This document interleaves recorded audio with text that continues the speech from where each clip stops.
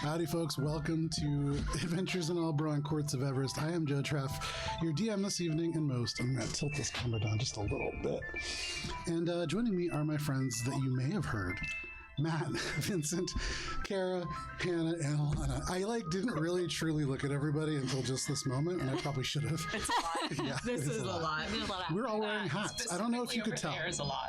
But a subtle detail in tonight's stream is that we are all wearing hats of some kind, and it's in celebration of Hannah's birthday. Happy birthday, Hannah. Hooray. Yay. We're also going to play some D&D tonight, but before we do, a couple of quick announcements. What was that? Everyone else did jazz hands for that. I was the only one just sitting there like a schmuck. Fuck. Yeah. We have a group chat without you specifically for this purpose. Guys. A couple of announcements. We played Mosaic Team 5 last night, our original Starfinder campaign. We were on session 75, I think, something in that neighborhood. We're coming up on 2 years. That is going to re-air on YouTube at Albron RPG on Sunday at noon, followed by this at 4:30 p.m. Eastern Standard Time. We also have Instagram and other social media at Albron RPG. You can see things like miniatures and maps in much better detail. You can see a little bit on the map right here. You can see the Wandering Hearts, and you can see their stagecoach and the little horses. Slowly the stagecoach is coming along. I haven't added the moss, but I have the moss now. That looks very nice. So you can see those things at Albron RPG on Instagram, Threads, things like that. And then finally, that's all we got. And now we're going to play the Sirens game.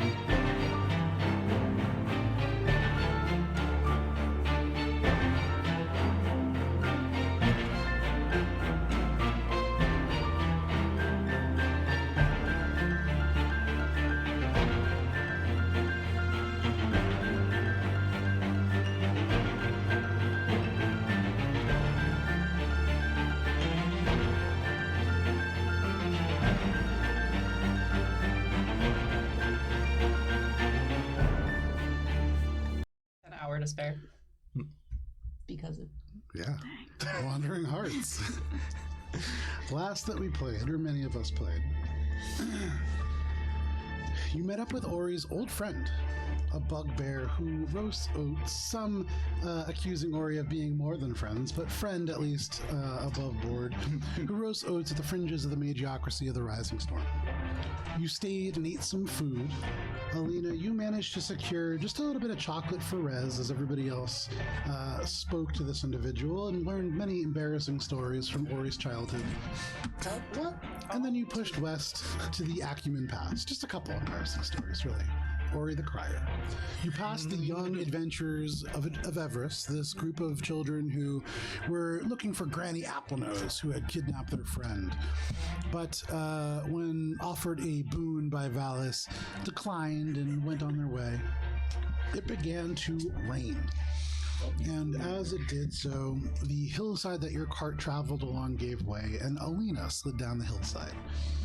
Beset by creatures, or a creature within this storm, Valis and Billy slid down the hill with Valis face-stepping Alina out of danger until the hill above. You fought this entity known as a Tempest Fiend, and even though it was able to animate these balls of lightning and had the capability of doing something like 5 attacks a turn, Cheshire managed to frighten it, making it unable to advance forward, leaving it out in the open and easy prey to Ori, delivering sneak attacks from above. But it was Valis, with the prayer bead cast Mental Prison, that wrecked the creature, allowing you to emerge victorious. wrecked is right. Yeah. You pressed on, the rain eased up, and you found yourselves at the edge of Root Creep and met the Kenku called Pretty Bird. Pretty Bird warned you away, but did not stop you from entering, and told you about the area through mockeries of various other voices. You rested, with Valis conversing with a small bird. Valis, you convince the bird to hop ahead to tell the treants that Valis and friends are here to help the treants and kill the hags. Or, at least you hope. That is what he says. Hope. And now as all of you... to kill the tree. And now as all of you pause at the edge of the trees that grow close together with thorny vines woven between them, that is where we begin this evening. Olive is stymied by the ways in which we've all chosen to interpret the theme this evening. I think it's pretty good. Yeah, I think everybody's done a wonderful work. Yeah. Okay. So, in front of all of you, you can see this almost ring of trees that grow between 10 and 15 feet apart, and between them these woven vines with thorns have kind of created almost fences or barriers. But there is an open way that all of you kind of stand around. It's almost 20 feet wide, and so you can stand pretty much however you want here. Although looking into the shaded area, it gets narrow in places. What would you all like to do? We have woken from a rest. Yeah. Right? Yep, you've all taken a long rest. What's the date?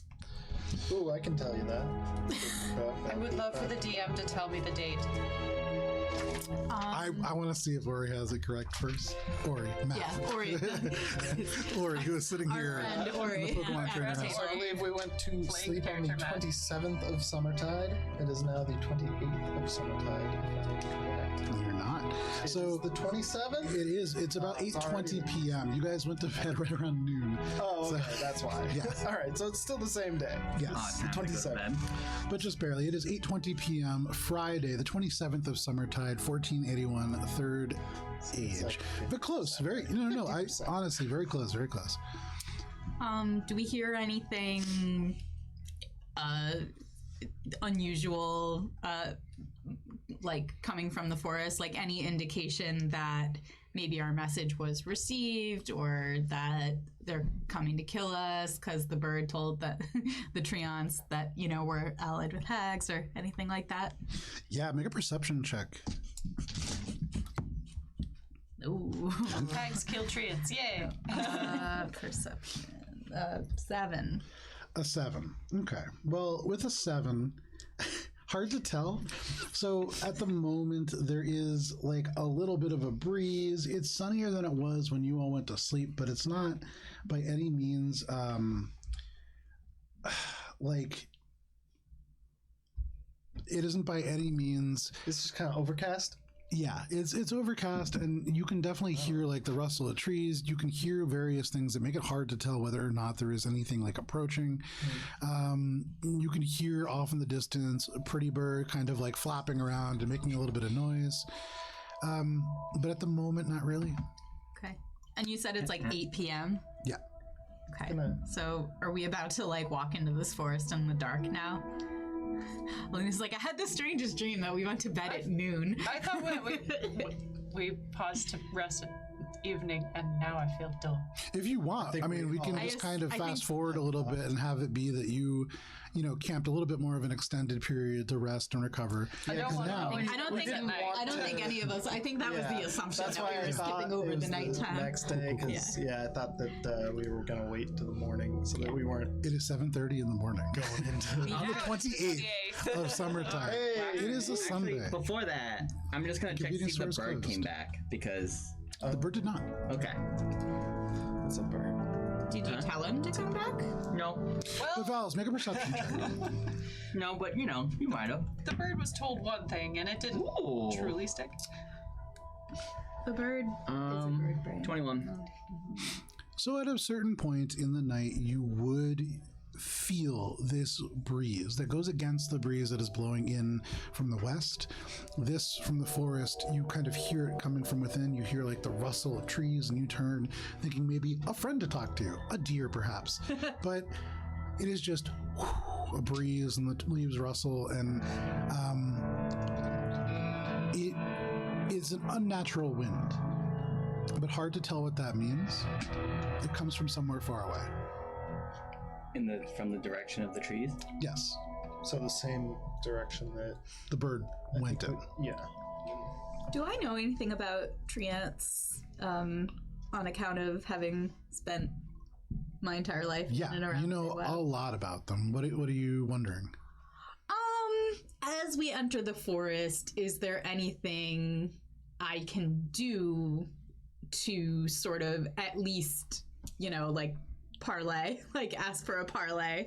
Some sort of offering that they might like, or even just like, something I can call into the woods.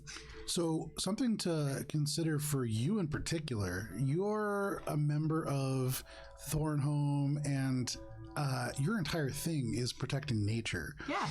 So you probably will be warmly received if they recognize you. And kind of by the same token, Treants are pretty wary of outsiders. When the quote-unquote civilized races kind of broach into their territory, things never tend to go in their favor. And so they're a little bit standoffish at times. However, Valis is really friendly and sent this little bird off into the trees, and that's a good approach. I mean, they're definitely creatures that you can talk to. They're quite smart. Many of them are long-lived, centuries. Yeah. Okay. So as we're getting ready to walk into the forest, I'm just gonna be like, let me walk first. I know them. One thing you really don't want to do is kill trees. That's like a pretty big no-no. Does anyone have like wood or other dead trees? Okay, better hide that away. Yeah, I'm gonna. Well, it's already like pretty covered. To clarify, is that like anything So- wooden? Because it's just pretty because big. we have, You wanna- I mean, oh, yeah, it has doesn't things mean wrapped that around it. Yeah, we yeah. chop down a live tree to have it. So are Right. they against? I found most of these. Do I know the answer Yeah, to you this? would. So, I mean, there is an element of kind of trees do die. And when this wood is found, I mean, it will eventually get absorbed into the earth, which is great. But if there are living creatures that can make use of it to like enrich their lives in the meantime, why not? There is a way in which this can be done respectfully, and there's a way in which it can be done very disrespectfully. And so, really, intention is very important. Okay. As long as you have good intents. I think Should that be one's okay. safe. Is there anything that I would know in particular about these tree ants, given my proximity? Make a history check and make it at advantage. I like the pause that we're putting with this word, so it kind of sounds like tree ants. Yeah, I've noticed that. I wasn't 17. The with a ants. 17. So you know that there is one or two trans that occupy this place. There was a time where there were many more. There are many thoughts about, there are some that just are asleep in the forest. There are others that just remain out of sight. This is a pretty wide place and not one that is oft traveled. And so they just might not be seen very often, or maybe the same one is seen and, counted, or two different ones are counted as one. There's a lot of different theories and you're not quite sure which is which. You know that they are likely maple trees. And Pinecrest is the name that we got of the leader, right? Correct. Am I still exhausted? No, you only had one level of exhaustion, so after a long rest, I believe you regain or you recover from that.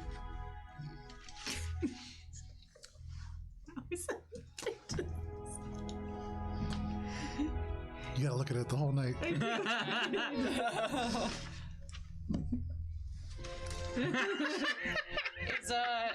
Is Pretty Bird still around? Yeah, you can see just like behind you, they're positioned very much like they were before in the path. I'm gonna head towards the mouth of the forest and just kind of look in before we head out. Okay. Is there a mouth? Or I thought it there's was all blocked off. This opening kind of space. It's about 20 feet wide, and so Ori kind of goes over to there. There's a mouth. Walk over.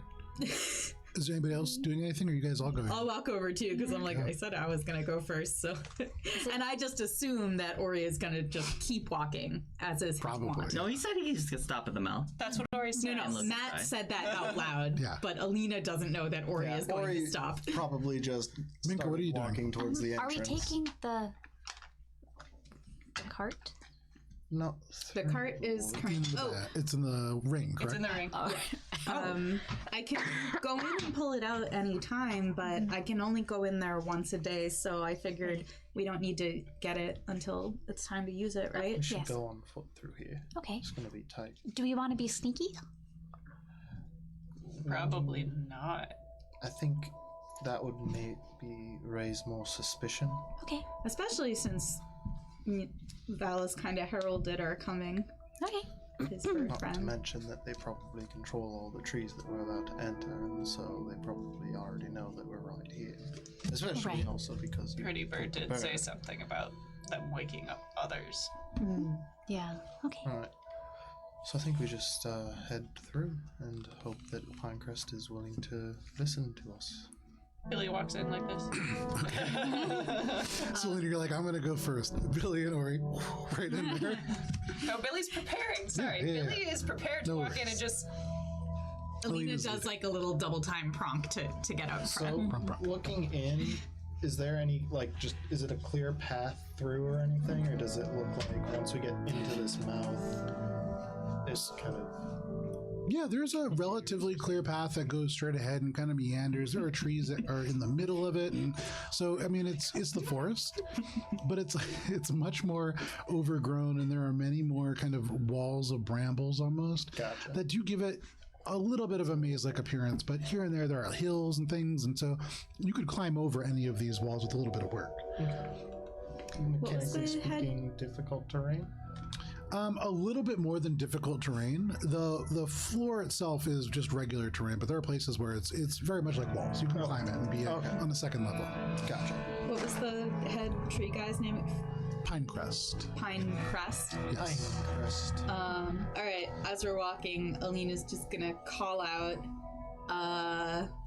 in Sylvan, Noble Pinecrest, my treant siblings, I am Alina of Thornholm, the Revelry of the Thorn. We humbly enter your forest in order to speak with you. I'm just gonna call it out, just in case. So you just call this out, and as you do so, the leaves and the grass rustles.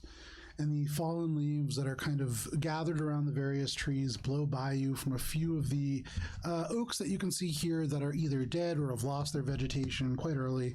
And you can hear the trees bow and creak. There is a gentle breeze, but this seems a little bit more in reaction to what you said versus going in the actual wind. You actually hear the chirping of the little birds that are here and there increase, and the creaking of the wood intensifies. And then you, Alina, hear and feel the earth shake just a little bit, and then you can hear a little bit louder the and then another, and you can see the earth maybe 50 feet off just begins to kind of lift and move as the roots and the trees that are around it, black oaks and birches, just kind of lift and pull away from the earth, and the trees part. And through the greens and golds of the forest, you can see this bursts of red, almost certainly maple leaves, as they kind of through areas and kind of crash through the forest. And then there is a huge treant with a crown of fiery red maple leaves over a twisted dark brown body with these huge branch arms that carefully push aside two larger trees that are just slow in moving.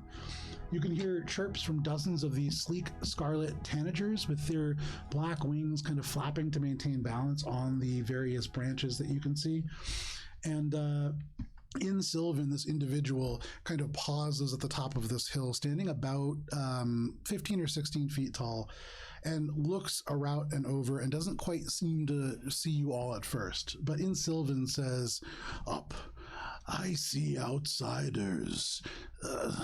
I think," and kind of like peers out and then slowly like makes their way over and sees you just kind of standing there, Billy, hands up behind you, and then says, "Are these Valison friends that you spoke of, Bisselby?" And you can see suddenly from inside a little knot about 3 feet off, the little bird that Valison spoke to just pop out and just this little chirp in agreement, and the Ent nods and goes, that's just terrific. And oh dear me, a child of autumn amongst them.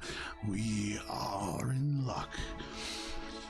He steps over the hillside and over to you. Is there anything that you're all doing?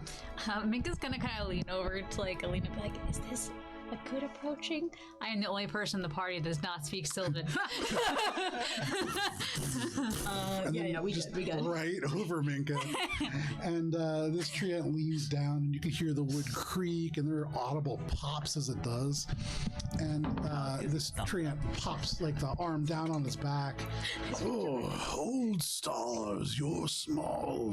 Not that size has anything to do with being heroic, of course. I'm Pinecrest Maple Stout, and I'm told you're here to help. Yeah. Yes, we've heard of evil in Candlestick Forest. We've heard that hags have taken up residence there. Yes, hags, dreadful business. It is good that you came when you did. You are all capable of fighting, yes? If the Yes. need arises. Good, good. There are venom trolls in the woods, and they must be removed so we may wake the others. These woods or the candlestick? You can hear it pops and creaks as it stretches all the way up, and then the large branch stretches out and it points, and it says, second. I'll translate out of the side of my mouth for Minka. Okay. Give me just 1 second. In these Putting up and shut. In these woods, through the trees to the north, tucked into a stony glade, there is a hot spring that our leader slumbers in. That is where you can help us by ridding us of these venom trolls. And what about the hags? You can see the eyes narrow and says, the hags sent them here. They want to harvest the trees to reach the heartwood, but we will not let them.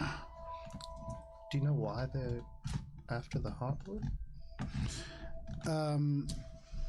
He kind of squints and looks at you. I do not know, but it can't be good. Right. Does Billy have an idea of why hags would want heartwood? Make an Arcana check and make it at advantage. You can see the tree ant stands up and kind of looks around as it's talking to all of you. But it says, these trolls are dangerous. Even striking them causes their poison to seep into the ground. And they have harmed many trees already. 14. With advantage. With the 14, I mean, there are a lot of things you can do with Heartwood. It's something that can give you control over creatures of a certain kind. It's also something that can be used to craft very powerful magical implements of a temporary nature. Lots of things can be done. Do you know? Is Do you know if there's anything that the venom trolls are weak to, or any way to mitigate their venom from seeping into the ground? Listen, if we knew this, we would have dealt with it already. We have already tried. Acrefist is younger than I and eager to help, but he was no match and now recovers to the south. All right. Well, is there anything else that you know that might help us to rid you of these venom trolls? He looks around and says, there are two of them, and they are vile beasts. They fear little. How Hoping there was an except for. how big are venom trolls? Are they like giants? Or are they tinier?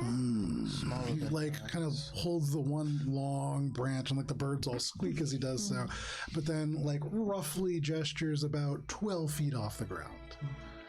Small, but not as small as all of you. Right. Well, as you said yourself, size does not prove the strength of a hero. Right? Quite right. Something you said that. Yeah. All right. Do not worry, Pinecrest. We will make sure that they do not get to the Heartwood, and we will destroy these trolls for you. All of a sudden you can see the eyes kind of shift, and he's been looking around the whole time, just kind of keeping an eye out. But at this point, he says, As it turns out, you couldn't have been any timelier. and at about this point you hear like the and you can see behind you Pretty Bird kind of hurrying in. And Pretty Bird looks in and like just kind of glances at all of you. The black Kenku with the iridescent red feathers wearing these brown robes. And he goes and just says, "They're coming." The beak closes and Pinecrest says, Yes, Pretty Bird, I feel them too. They're trying something new, and in numbers. Will you help me fight? Of course. Of course. That's what we're here to do. But who's coming? The trolls? suddenly you can hear there is a slight crack of wood and then a loud crack of wood, and you can see Pinecrest winces. Give me one moment. Let me give you a little visual perspective. Do I have a moment to cast Bless? What's casting time of bless? Do I have a One action. Oh yeah, do I have 6 a seconds. moment? and so you actually are all probably going to have just a moment to get ready. And so let me pause. I would love a moment to cast a spell. Well, you get 6 moments. spy any hidden creatures? 6 moments? 6 actions? Is a moment a second? Oh, I don't know. A moment? I thought it is- was, but In which case, I would like 6 whole moments, please, for to cast spell. For me, it's the holding of the straw right A under little the bit or mouth. like a lot? When A Joe lot of says it, a little okay. bit, Joe means a lot of it. Means like get that. It's just gotta Well, if he doesn't, he's gonna have seltzer all over. No, I know it just keeps getting funnier and I funnier. don't know if I can let it. I'm not trying to tell you how to live your life. Sorry. I'm just pointing out things that are funny. Because if I don't do it, no one will. That tree is standing up. Okay. Oh, I love the little leaf scatter. I know. I love a good leaf scatter. Oh, Used to scatter. look at those leaves. Dallas, Vincent, your cord. Yeah. Very good. Very good. Very good. This one's there we go. standing up. Very good. Well done. So you can see where Pinecrest is standing is where Pinecrest is currently standing, and you are all presumably standing somewhere in front of him. Yep. You all came from around this area. Yeah, And where's Pretty Bird? this is actually down. Oh, that one. Oh, actually, we're coming from this zone. Gesture off the map. Yeah, Chester's off the map. Sorry, I'm just handing. What? That's That's appropriate. That is not what actually off quite the bat a means. You all came from this kind of opening, near where Alana and Hannah are. This zone. Yeah, Oh, I see. That's the path. correct. And it's a vague path. I mean, you can kind of walk off and into the woods. There is kind of like a stony hill area, and that is relatively impassable. I mean, you could definitely climb it. You can see the flat part is the easiest part to climb. And the crash that you were hearing and the breaking of wood is coming off from over here. Oh, and let me get a Kenku. Yeah. Gotta have Pretty Bird. missing most of our like dry resources. Was that his little squirrel guy too? I think I may have stolen one. I think I found 2 in here. I feel like I did. Joe put them there so that they This could be little fox killed guy. by rolling ones. What is that? That's a tree. That looks like a that's beaver. Lost its Oh, name. beaver. So Pretty Bird is going to be this Duragar. I opened up my pencil case when I got home, and I'm like, what are they doing here? Until I can find a better Pretty Bird. Well, just because that's the same size. So my thumbs don't get full of expo mark. I'm not even gonna offer that up. And so you could hear this kind of crunch and the sound of wood breaking. Pinecrest kind of winces at this, and they turn and they gesture and say, They're coming. Get ready. But who though? and you can see his like arms go like this, and you can hear he just and like becomes very much almost indistinguishable from a tree. Oh, okay. You could see like the beard shifts and like crawls across the body and becomes moss, and then one of the knots just opens and you could see the eye. And what did you ask? Just who's coming? Orcs and something else. The eye closes again. Okay.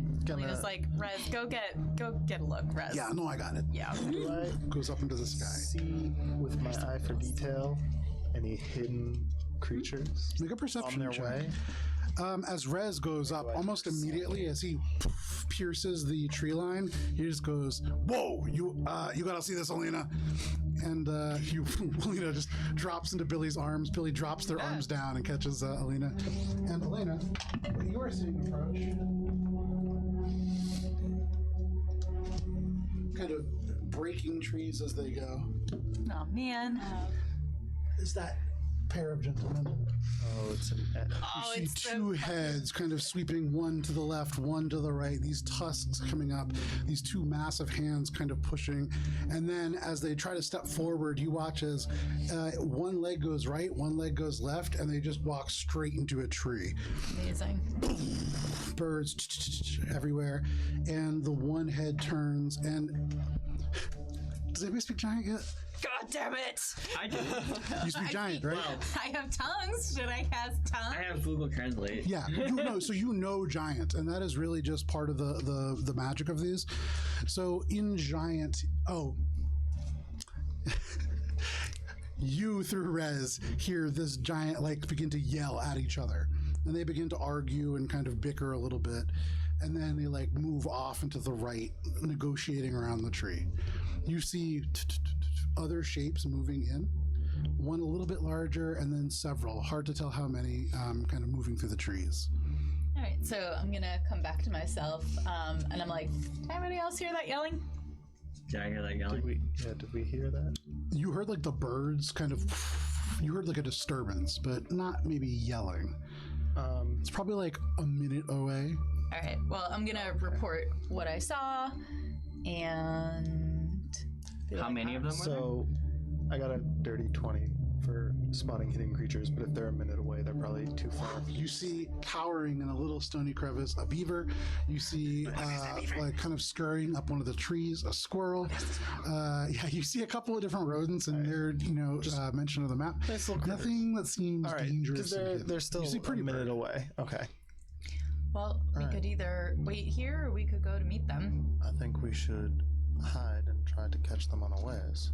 Well, I think that's a good plan. that's pretty good. That I'm seems pretty to good be- at hiding. All right, I'm gonna hide. Hold on. Are they? Wait. Are they en route to us? Because there's no use hiding here if this isn't their path. Well, the two-headed fella doesn't seem great at navigating. And this is the path that you all came on. They're going in the same path that you took. Oh, okay. I'm gonna move behind the steep rock. Pinecrest has sort of Back here? hidden Yeah. himself, it Yes, seems. he is a tree at this Right, moment. Yeah. basically. I like to hide.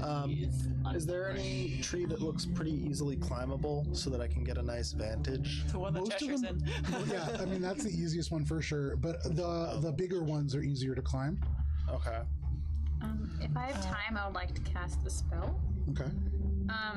In the space, So like you have a minute to prepare. okay, so in the clear area between these trees and that rock structure, I'm gonna cast Spike Growth Okay. and basically cover like the path of least resistance in there.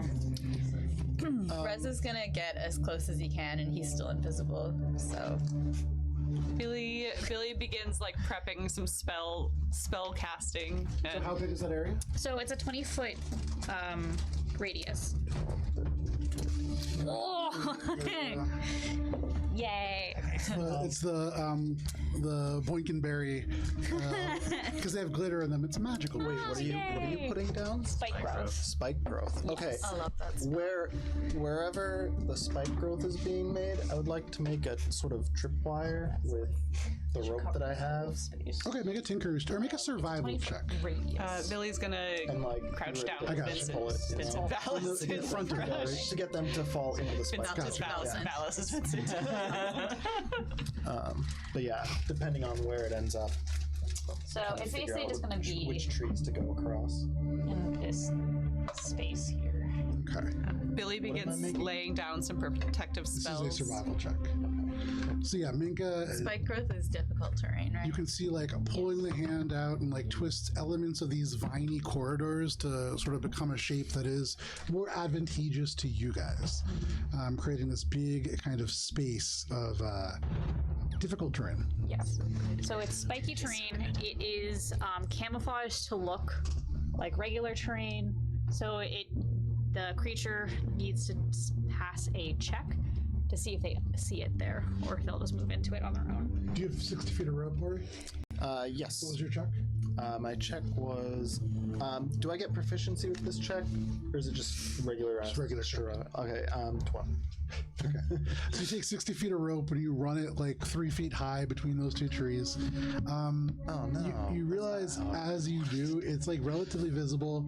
Yeah, I would have probably tried to scoot it down. To the Okay, bottom you do, of the but with the tree. 12, you're like, oh, I gotta hide. And so you begin to are you climbing a tree? Yeah, I was gonna. So this is the spike growth now Yes. here. I would go here to the tree that Rez is put at. the little dice. Yeah, that's where the tripwire is. Put the Yeah. little dice thing over that so that you could put Ori on top of that tree. Like, Well, you know, like the cube dice. holder? this yeah. guy. I feel like Oh, I see what you're saying. yeah. I feel like that'll fit perfect on top of them. All right. Serve as a nice flat platform. Scoop up a do. It was a good idea. I can probably. I think. I feel like he'll be can okay just- just bouncing yeah. on there. Plop him on Oh, there. amazing. Yeah, and then Yeah. I guess I'll be up in the tree ready to like pull it, but I guess it's already like not really a tripwire so much as just like a rope across two trees. If you want it to be something that you pull, you can do that. Well, I mean, at this point, it's visible. I mean, you can have it be slack so that you are going to pull it taut if you That's want. sort of what I was. Oh yeah, sure, no thinking. problem. You Yeah, can do I was that. thinking like I'd just tie it to a tree and then run Yeah, over to the you other kick some side, leaves pull over out. it. Yeah. You try to obfuscate it as best you can. Yeah. That is what you've done. That is what Minka is doing. For the rest of you, is there anything that you want to do to prepare? Yes, Billy's going to cast some protective spells for herself. Fiendish Vigor to gain some temp HP, Okay. and then as the thing gets closer and is it within like sight distance, she's going to cast Mirror Image and then Blur. Okay. So hold on. So yeah, you get the temp HP now. Hold on to the mirror image and blur. That's like we'll say it's not a held action. I mean, you're kind of waiting for that to happen. We're not in combat yet. Valis, what about you? Let's see. I'm just looking through my inventory. What size is that log there? Which one? That one there that's fallen. Would you say medium or like- large? Probably large. Okay. Oh, for animate object, large. Yeah, for sure. Okay. I'm just identifying some objects around so Okay. I can cast that. Some animatable objects. And including that, I'm assuming there's going to be some other big rocks around that I can. Rocks. Animate that mountain. I mean, you can kind of see what's there. There's not a ton of stone around. There's a lot of rock. I mean, kind of on the mountains, and so you might be able to pull some off of there. Probably animate some of the bushes. For sure, you could. There's like these big thorny clumps that Minka has shaped, but there's definitely enough objects around to find stuff. Okay. Yeah. Alina, anything that you want to do to get ready? I'm crouching here, trying to hide. Okay, you pronk up the mountain. It would be difficult for most people, but easy enough for you. And you just kind of slide into space and hold yourself up there. Yeah. Oh, and I tell Rez, all right, when all this gets started, your first instruction is to distract the big guy and help out kind of whoever is going to hit him right after you. Okay, no, I got it. Yeah. So, a couple of things. First, are you guys trying to hide?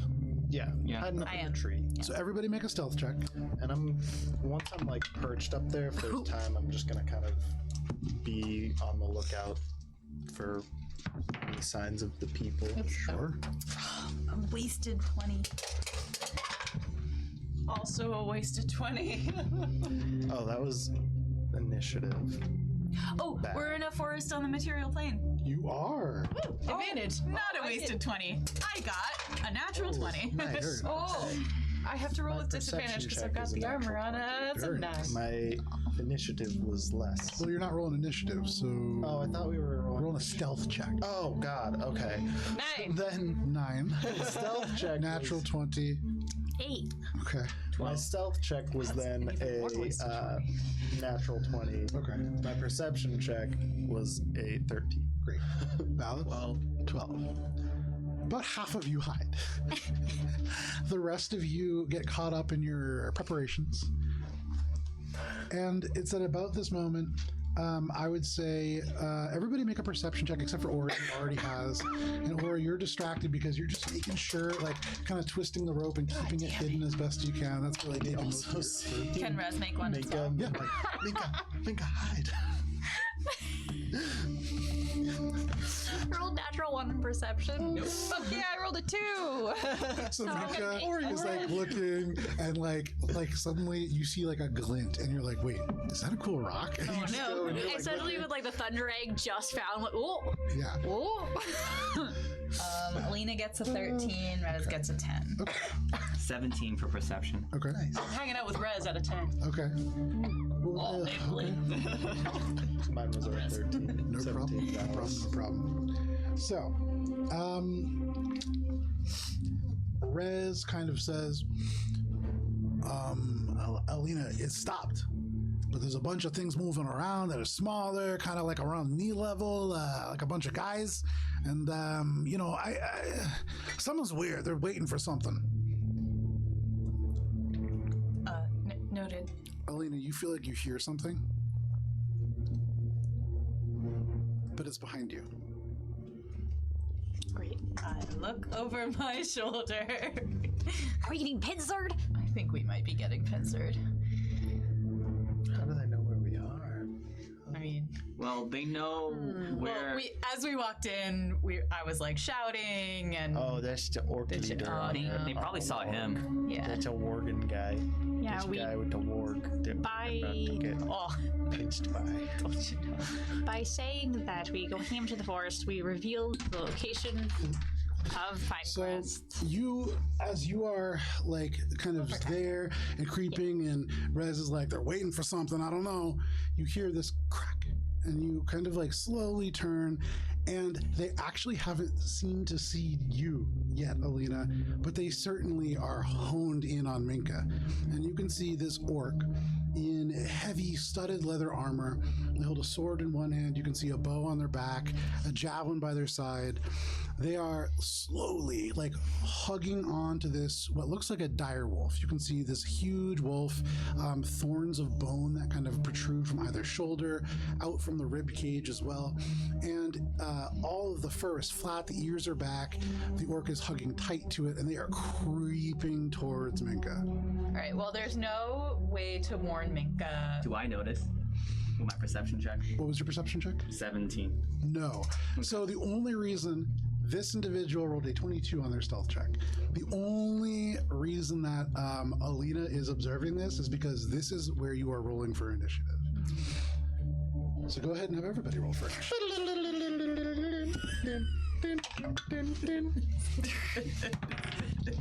Nice. Oh, man. That's Oh man. Power of God and anime on your side. I was a little bit. Wasn't a natural 20. I've got the it was power pretty of God and anime on my side.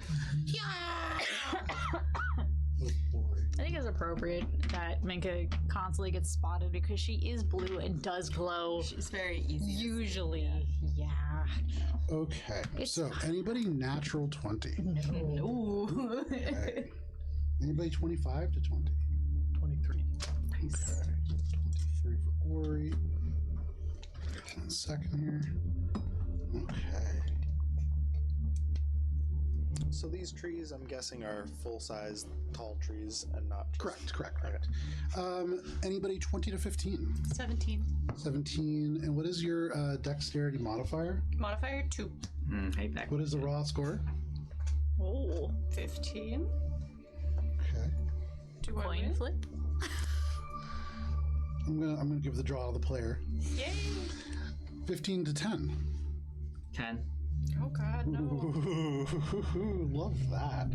All right, 10 to 5. 9. 8 for Alina and 6 for. Weird. Bringing up the rear. 9 for Minka, 8 for Alina, 6 for Rez. Ori, you're up to the top. Yeah. Okay. Ori was so far ahead of all of us that we've forgotten that he was up there. Watch out! Ow! That was not a good ash. No, that was terrible. That was like a misty Pikachu, I choose you.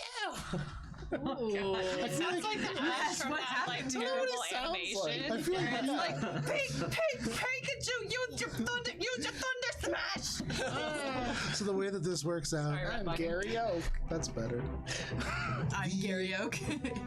Ori is starting us out, followed by Billy, followed by the individual mounted on the wolf, followed by the Eden, followed by the other individuals, followed by Valis, then Minka, then Alina, then at the very bottom, watching the grass grow, is Rez. I'm ready, Alina. So Ori, at this moment, I would say for free, make a perception check. The DC is 22. I love casting a concentration spell and then being very low on the list. Oh no. Do I get my 2 spells off ahead of time? You do. Cool. So, No, because you said when you first see them and you have not seen them yet. God damn it! Yeah. I did not get That is some bullshit right there.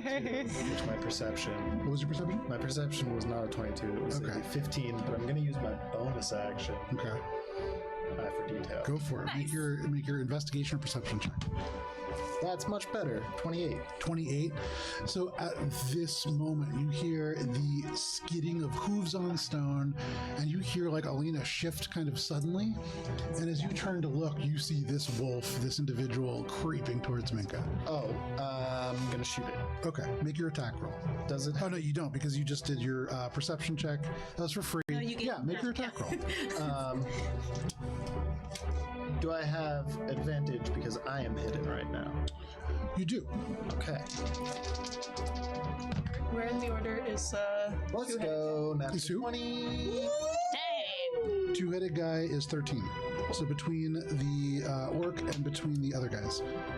That was a natural 20. Natural 20? Yeah, that hits. Didn't get the fanfare. So let's see. And I'm gonna go ahead and use which one A lot of of these? people. What do you think? What do you think here? What you doing? Are you using your crossbow? You should totally. Yes. Using a charge of it? Yeah. Does that get doubled as well? Yeah. Yeah. So Yeah, of course. Why would you not? I'm gonna make it maybe menacing attack. I think that's a good call. I'm gonna do a menacing attack. Yeah. So let's see. That's another. Sorry, this is a lot of dice now. What you need? I think that's it, and then I just need one more d6 maybe. Let's see. Oh, sorry, it's another d8. All right. Let's see. Hi, Emily.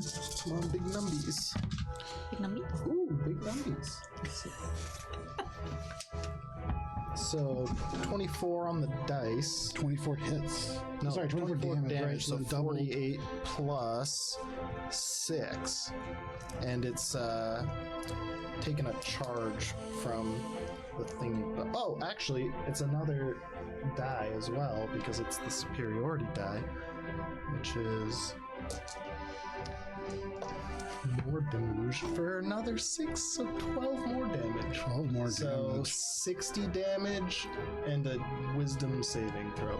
Oh, 60 plus 66 total damage. 66 total damage and a wisdom saving throw. That's That Brenna wisdom saving numbies right throw there. is going to be a 13. That is going to be a failure. It is frightened of whatever whatever just hit it, but I don't know if it will see me. So, Alina, you shift and you see this wolf and this individual, and as the wolf slowly takes a step forwards and steps on one of these leaves, which cracks, there's this, and this arrow sinks into this orc.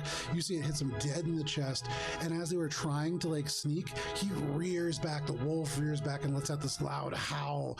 This guy roars in pain, and all of you are now aware of this one individual creeping up behind. They seem to be alone on this wolf. Anything else, Ori? Sorry.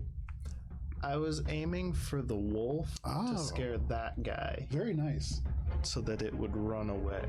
So, if you're aiming for the wolf, I might have overdone it. And The wolf straight just up- die under. you see he's creeping forward. The wolf is about to take a step forward, and this arrow goes through the top of the leg, pierces it, and then goes into the heart of this creature. And this wolf doesn't let out a loud yell at all.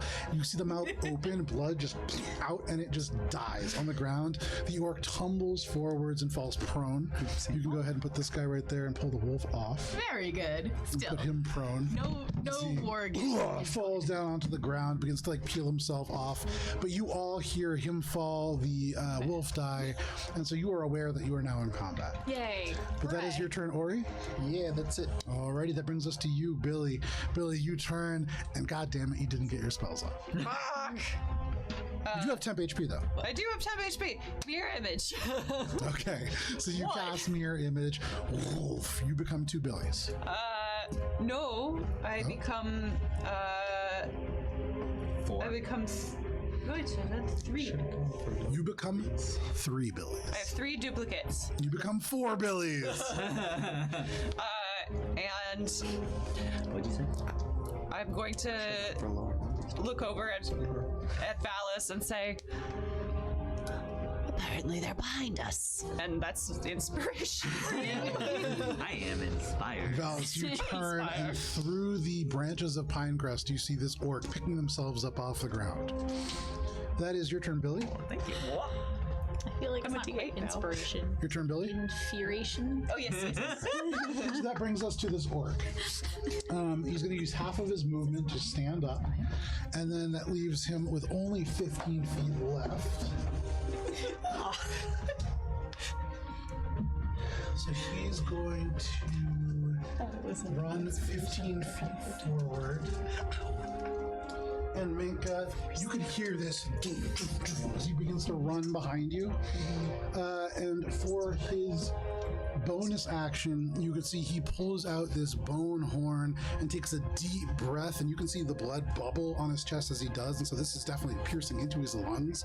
But he blows, and there's this loud and you hear out and behind there is this loud like multiple voices, almost certainly orcs, and then one much louder, and then as a tree falls. But that is the orc's turn. That brings us to the large guy.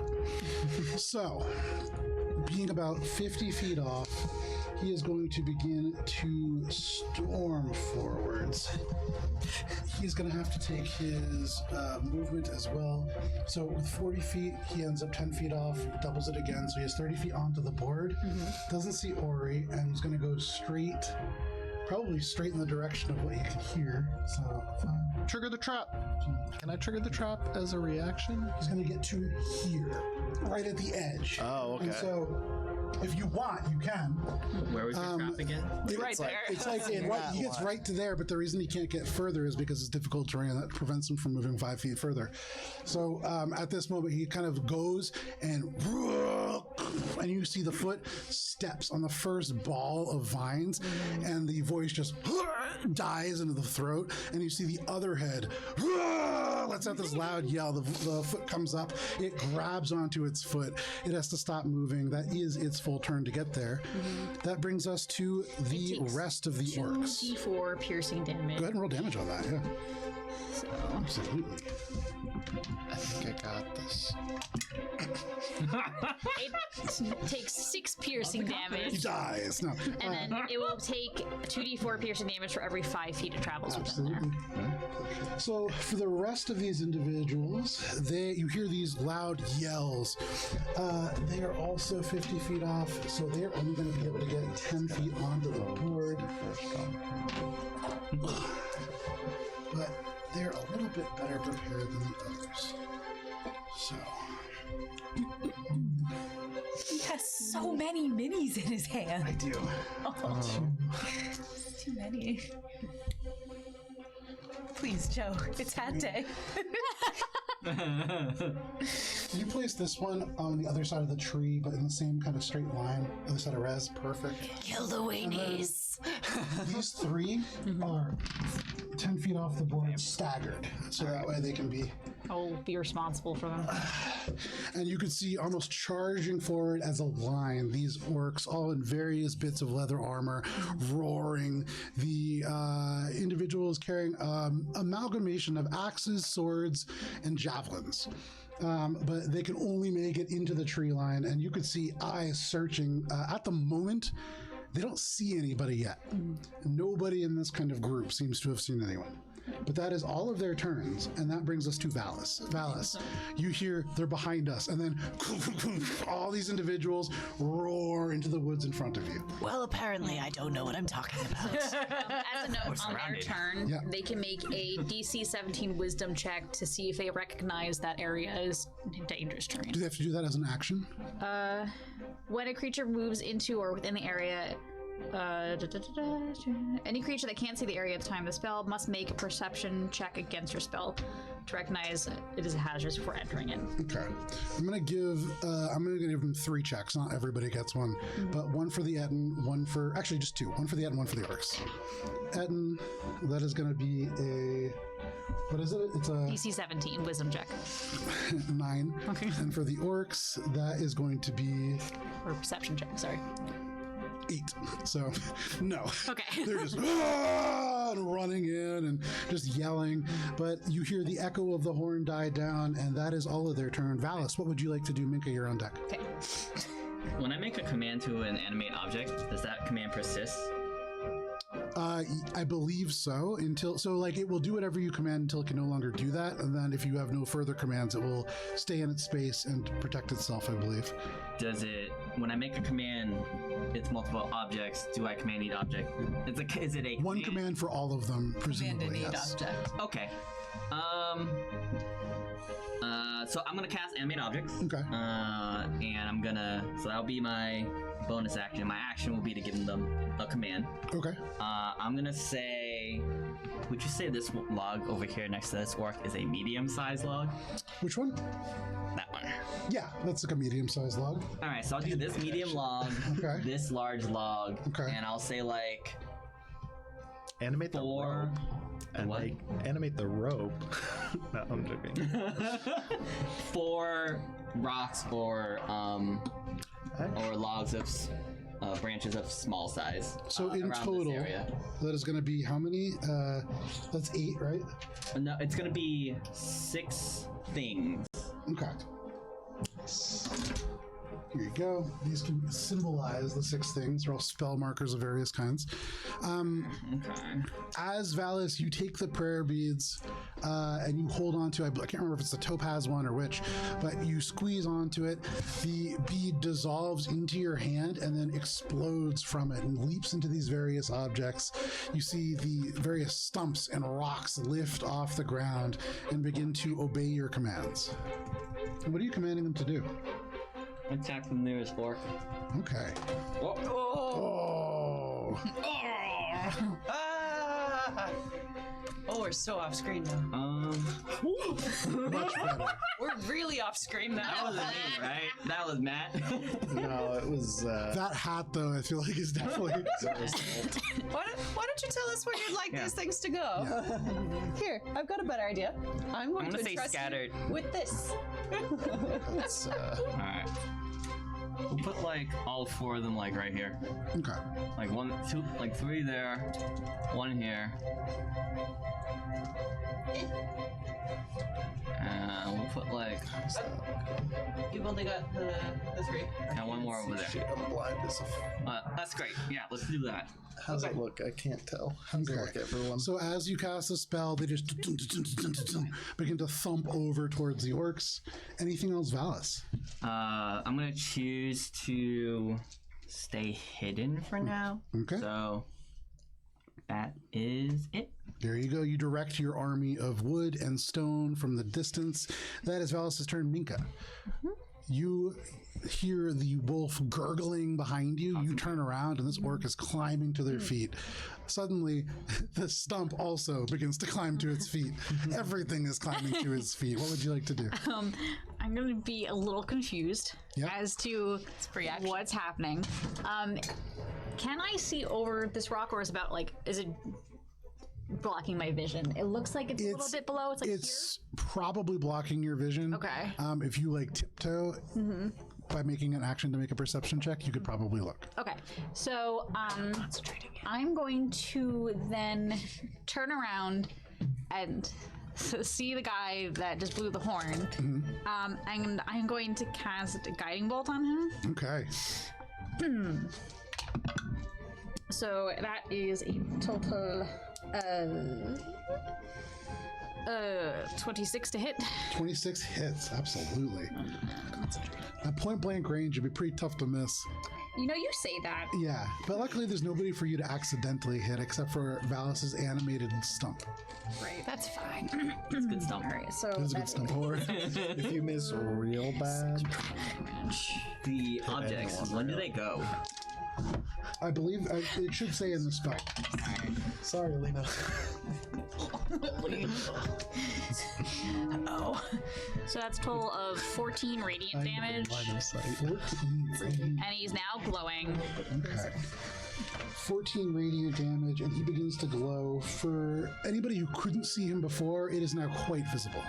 Anything else, Minka? I'm going to not choose a star map until I figure out more about what's going on for this battle. No worries, it's quite confusing. You hear things but don't see a lot. No, the orc in the back. Very good. Apologies. And then that would bring us to Alina. Rez is on deck. Okay. Well, he's Yeah. nice and. Yeah, he's gone. He's gone. We got it. He falls to one knee. All right. So Grooch? I'm going to. I'm still hidden, and it's a little sad that I'm gonna cast Hex first and then attack him. But oh, well, he's glowing, so never mind. Doesn't matter. I'm gonna hex that guy. Yeah. And I'm going to cast it for free because of Fey Touch, which I took. And then Eldritch Blast. Eldritch Blast. Gonna cast 2 Eldritch Blasts. Pew, pew. Bam, bam. Pew pew. Yeah. Pop pop, as they say. Alright, that's gonna be a 16 and a 27. 16 beats it. 27 absolutely hits. Yeah. Pizza. Another D10. Gotta find it in my district. Saying what I'm doing. I can eat up all of the dead space. Oh, that's not a great roll. Alright, we got. And did you make that attack at advantage? I didn't. Yeah, first attack at advantage. It's actually just one. I believe it's one attack. You roll for each beam. Yeah, because it's 2 different. I beams that you're rolled rolling one die for each beam. But I believe it's one attack though. So I think you're getting advantage on both of them. I believe. See if you crit. I can't seem to. The spell doesn't say, so I'm thinking that it just becomes a creature and has its own initiative. Okay, go Want me for to it. just Yeah, we'll roll do one that for for now. all of them. Yeah. Alright, so it's 18 points of force damage, 4 of necrotic, and 3 bludgeoning. It's so many different kinds. So the Eldritch Blast like goes out, and right before it hits him, it explodes into different constituent like elements, hitting him with like bludgeoning and the force damage and the various bits. And he is being pushed back. He looks a little bit hurt at this point now. Anything else, Alina? Yeah, I'm gonna say to Rez. 17. Actually, yeah. Keep in mind, you already told him to attack the and then help. I did, but I could change what I said now. But you don't have to, is the point. Yes. It was gonna, but I decided not to. Okay. There you go. Scintillating content. There we go. That brings us to Rez's turn. He goes over and begins to just pelt this Etten, trying to push him. And you can see, like, he takes both hands and like tries to push him into the brambles. Can't quite do it, but at least is serving as a help. That is Rez's turn. Tries really hard. Question. He's Yeah. a good boy. Is Pretty Bird in this combat? He's not. He's hiding. Okay. That brings us to top of the round, Ori. Billy, you're on deck. With the rope trap already set, do I ready an action to spring it when people run into that area? If you want to. I would like to ready an action to do that. Okay. And then bonus action, I am going to insightful fighting on the largest two-headed one. Okay, yeah. Make your check, and that's against deception. I believe so. I buried this on purpose.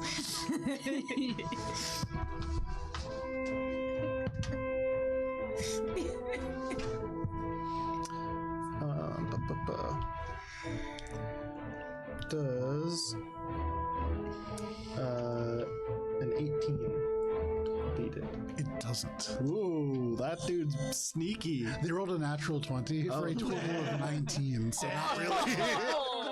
Let's get a read on this You thing. look, and as you do, he's just going, both heads now are just going, oh, like holding onto their foot. So hard to tell much about them. Master of combat. Anything else? Nope, I'm just gonna be ready to Right, you spring hold the rope. trap when. So basically, when they start running through, Yep, it's going to trigger the trap. down, I gotcha. like, And so just so you know, mechanically what this is serving as, because you're sacrificing your action, you are essentially going to be able to almost certainly disguise this from them. They're not going to get a perception check against it. And basically they're going to be running into a check. But as long as they don't die before then. Right. But that is your turn, Ori. Billy, what would you like to do? Final spell. Blur. Okay. Now I'm concentrating. You got your spells. Look, I got my spells. The 4 Billies become 8 and then 16 and then just infinite Billies moving around the space. Billy sidesteps to the edge of the thorny bits. Billy And Hexblade's curses the Etten over there. Okay. So Billy steps to the right and the left and also a little bit into the middle. And then you cast Hexblade's Curse around every direction of tree at the same time. It's everywhere. And then I just Put on his arm. Yeah. it's a little handbag. And then I just you guys looking for some fun? Okay. You say that, kind of leaning on the other side of this, like everybody turns, and you are definitely like the target of everyone at this point. That is your turn. Yeah. That brings us to the orc who is no longer glowing, but is certainly hexed. They are going to run, and not 1,000%. Oh, hold on. Yeah. It's my rocks. Oh, okay. What Sticks. was your My rock? sticks So and they both, stones. Well, all three of us got a 17. Okay, they're going to go after him because I feel as though they have a lower dexterity than a living creature. So We tied. Have hands. And then we both have the same dex mod. oh, gotcha. yeah, there's a 3-way tie right now with 17. And So Billy, Billy just went. Yep. This orc, no longer glowing but is hexed, is going to rush forwards, kind of like shouldering this stump out of the way, which will provoke an attack of opportunity. It doesn't quite seem to notice that yet. From my rock? Yep. Oh, It is going to attack Minka. And Minka, this is going to be 3 attacks. Okay. It's not a good attack. Will a bardic help? I don't think I can bardic with the No. Oh, because, yeah, Bardic on a tree stump. 9 to hit. 9 unfortunately does not hit. The stump just slams onto the ground like one of those Super Mario rocks. But this orc raises this axe and is going to take 3 attacks. That is going to be It's too many. sorry, a 16 to hit. That's a miss. Okay, and the other 2 are lower, and so kind of like staggering a little bit, sucking in wind, not really able to catch their breath after slamming down from the wolf. They swing, and you kind of duck out of the way. They swing again. They're just a little off kilter, and you are safe for the time being. I imagine I just hide behind the shield Ballast gave me. And yeah, the spear just clang right off. But that is their turn. 3 attacks, and that brings us to the sticks and stones. Can they break bones? Yay! I love this. Alright, let's start with the one that just missed. It's gonna try to attack that orc again. Does a 17 hit? 17 does hit. Hey! That's gonna be, This is a melee attack, though, correct? yeah, a slam bludgeoning attack. So as a reaction, as it lifts back up, it slams the spear off of you, Minka, and like kind of turns around, ready to swing it behind it, and looks at this stump that is now lifting up. So it lifts its shoulder pauldron and uses that to increase its AC by 3.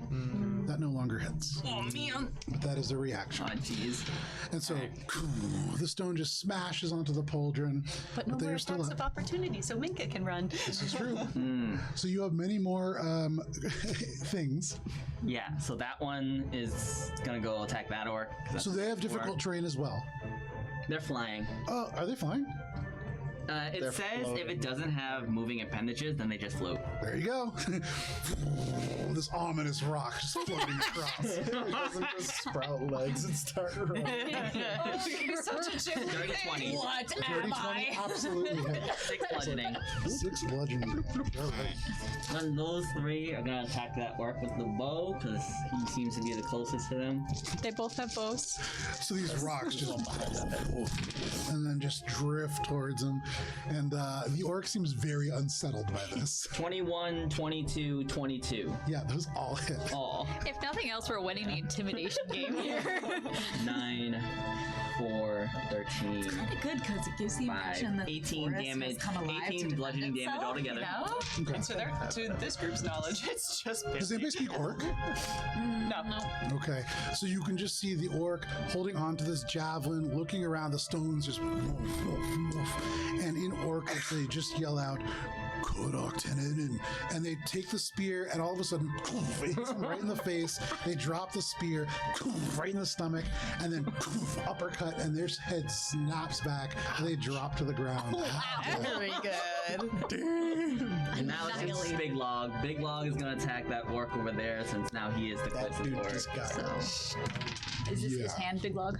Yeah. Hand is big.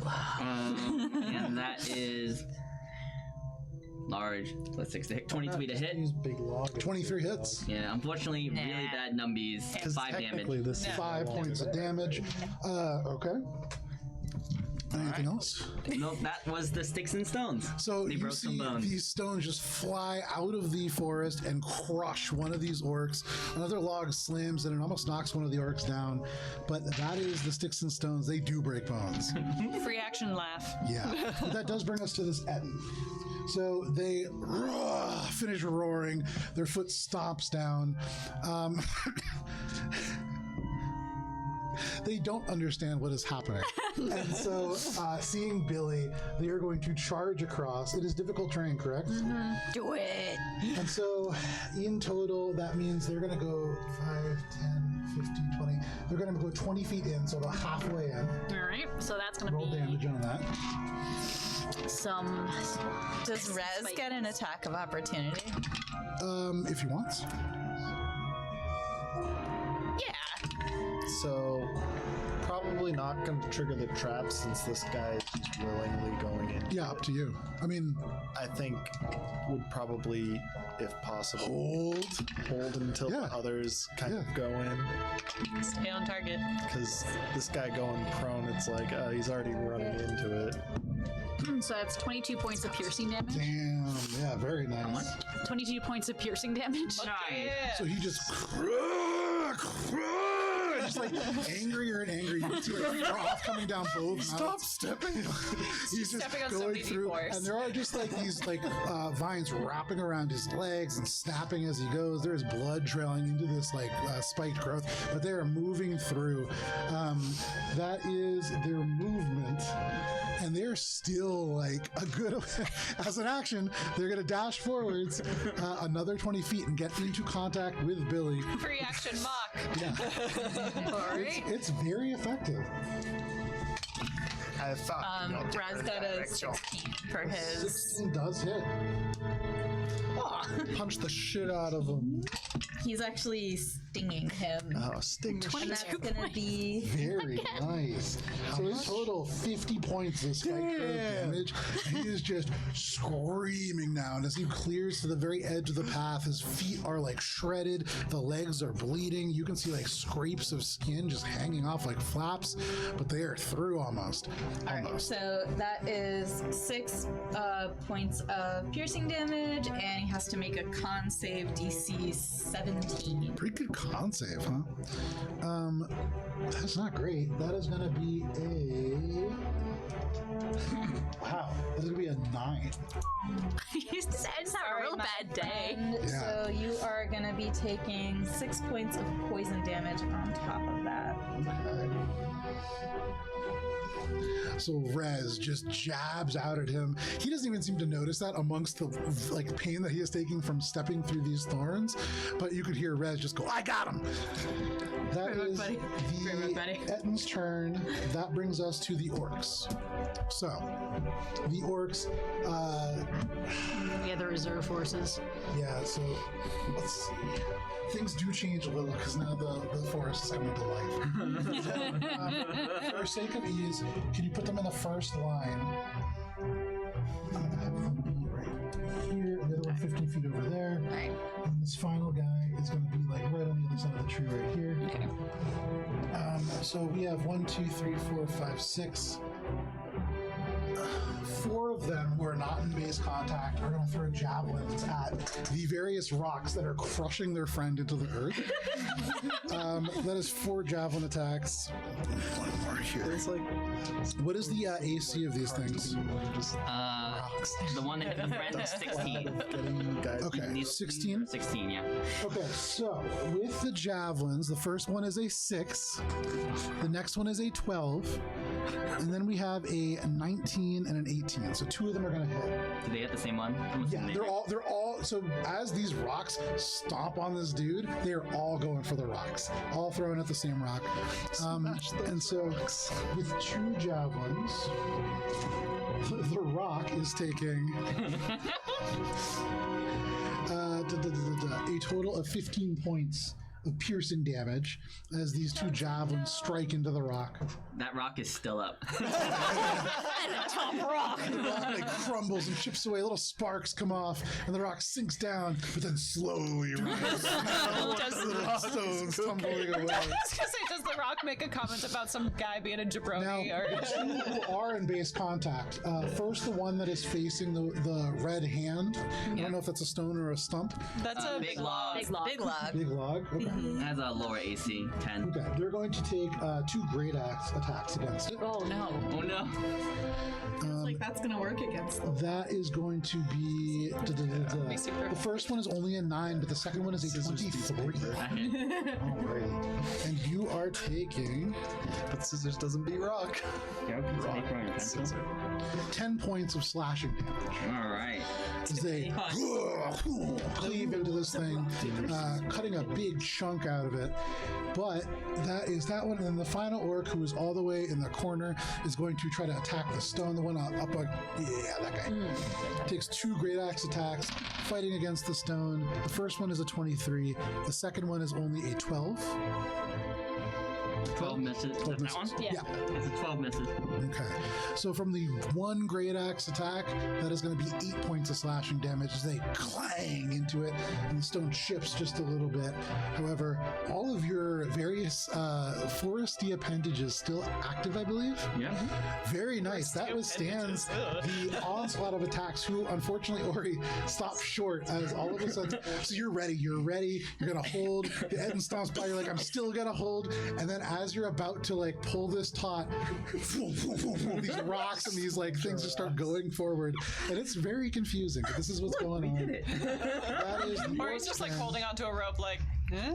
That brings us to Valis. Minka, you're on deck. Second now. A little closer.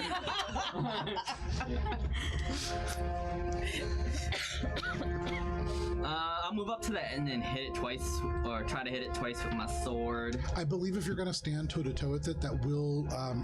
You don't have to take any movement penalty because you're right on the edge, but you will take 1d4 damage, I believe, right? A 2d4 damage. 2d4 damage. Oh, it's still in there? Yeah, he's still in there. He's like right on the edge. He hasn't quite cleared it yet, so he's still going to be taking. That's why The bushy Billy's bits just of standing the- there, like Yeah. mocking him. Yeah. Okay. Billy did the most effective mocking, probably, of Since both you campaigns. witnessed where it is, you would know exactly where the edge is. Let's see. So they can attack Billy from where it is, so I'm pretty sure I need to step in it. I don't wanna. Billy's got enough spells on her to, like, it's guaranteed to miss, basically. Mirror image. And blur. He's just standing. No, what I'm laughing at is that he What you doing? moved his mini to behind Billy. Yeah.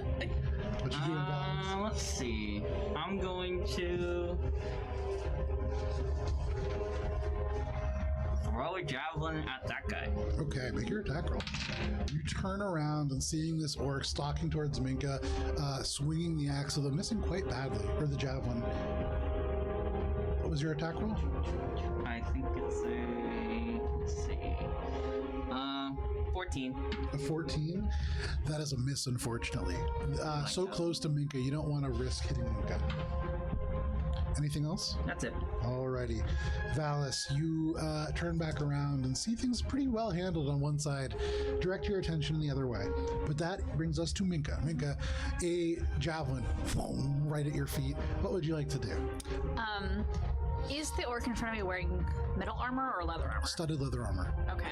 So, I'm just gonna sprint behind Valis in a straight line. Okay. So I can move 35 feet. So just kind of move me forward out of range of that guy. You can see that's right when he's about to like swing, and then this big stump slams and he has to raise the shield up to block Right it and he's there? unable to Yeah. take an attack against you. And then, Oh, she can actually get here. and I'm going to turn towards see like the chaos happening over here, and be like, oh, okay, everything's fine. And she's gonna look around for rocks, but this time to use magic stone on rocks. Yeah, there you go. More flying rocks. More flying rocks. So you look around and easy enough, you can find stones. All right, so it's a bonus action to touch 1 to 3 pebbles. I'm going to touch as many pebbles as I can. Yeah, you can scoop 3 up. Okay, so I have 3 pebbles, and then with my action, I'm gonna huck one of the pebbles at the guy who tried to attack me. Yeah, make an attack roll. He swings these great axes and misses, and so you scoot out of the way, pick up some pebbles, and throw those back. So, Pocket sand. it misses, I'm pretty sure, because that's 11. Yeah, no. Yeah, so you pocket sand, and it just kind of goes right in his face. You can see like bits get in his eyes, and he kind of squints, but it's not very effective. Anything else, Minka? I'm once again assessing things and being like, everything is fine. So we're not going to start glowing unnecessarily. Okay, that is your turn, Minka. That brings us to Alina. Rez is on deck. Alina, you can see combat going very interestingly. Yep, this guy is too close to diet Treebeard for my liking, so I'm gonna, and he's still hexed, so I'm gonna. Dr. Treebeard. We have Treebeard at home. Oh no! All right, that's a an 11 and a 22. 11 misses, but 22 does not.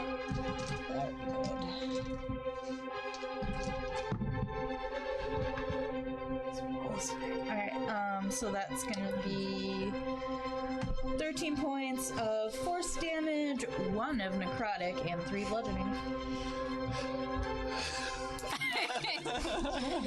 Oh man. I don't mind adding it all up, but sometimes it matters. No, it does. Yeah. No problem. So you throw this bolt, one of them misses and hits the ground, but the other one strikes them, and they are like almost knocked back a little bit, and Minka, pelted with your magical stones. They're a little bit hampered at the moment. Anything else, Alina? I'm gonna say to Rez. Yeah, that's good. Just keep distracting the two-headed guy. Okay, I got it. Yeah, good job hitting him, by the way. Rez's turn. On his turn, he goes, "Yeah, no, I'm good at this." Flaps over, following the end, and as he's flying, you can hear, "I'm really like a good fighter. You don't really understand, Alina. I know I'm just not that good on the material plane, okay?" Just flapping over. Why you gotta give me two when It's I'm these complimenting pants. you? He's flying over and begins to kind of like pelt and peck at this. Is he making an attack or using the help action? He's gonna use the help action. Okay, no problem. So that is his turn. That brings us to the top of the round and to Ori. Ori, you hold the rope in your hands. You can see right now the four is doing a lot of the work for you. What would you like to do? Look down at the rope. Look back up. Steady aim. I'm gonna fire at. Does the Etten look like well taken care of at this point? Looks mad. Wait, you don't use steady aim because is Rez taking the help action? Well, I'm probably not gonna go after the. I'm gonna go after the orc that is coming around this tree here because it's not going to be able to get triggered by the trap. Sure, you can see right now, like, has the axe pushing against one of the rocks. Like, the rock is almost like the sword and the axe, like, pushing against each other. It doesn't see me, so I already have advantage. Correct. So instead of steady aim, I'm gonna use insightful fighting on it. Okay, make your check. 19. Against deception. 19. Meets a pizza? What is your charisma score? Or sorry, what is your wisdom score? 16. That is a success. All right. I'm gonna attack him. Okay, make your attack roll. Oh boy. Is that a good old boy or a bad old boy? No. That sounds like a battle boy. The highest was a 5, so it's a 16 to hit. A 16. You have a thing. Against the orc, yeah. With almost full cover, unfortunately, that is a miss. Damn. All right, that's it for me. So you can see the arms like swinging, and you try to shoot, but really hard shot. That is your turn, Ori. That brings us to Billy. Okay, so there's still 5 feet between me and Etten, yes? Correct. Cool. I think it's in contact with her. No. I believe it has 5 feet. They are diagonally. Yeah, so 5 feet. There's another 5-foot space in front of it. Yeah, there's. Oh, I think I misunderstood It the got. question. It just It's like got half and smooshed half a bit. of It's two, kinda like, it's more like that. Yeah. Is it huge or large? Large. The base size is typically what? Okay, then it would be here because that's where it is on the grid. Right? It's hard to tell, but I would still have to enter into Ouchie's. no, to I think you attack can attack it from there. I don't think so. Yeah, because it's supposed to be 5 feet away because it was 5 feet out. It might have shifted forward by 5, but it has Oh, 5 okay. feet. We've been operating on Mathematically, yeah. Here. Yeah, mathematically, it's 5 feet away. Okay. It's so hard to take it. Anyway, Billy looks over at him and starts like whispering, and it sounds like all of the other shadows surrounding Billy start to whisper. And I need a wisdom saving throw as she casts Distant Whispers at the 2nd level. This. I forgot that I had. Wisdom saves? Yeah. 8.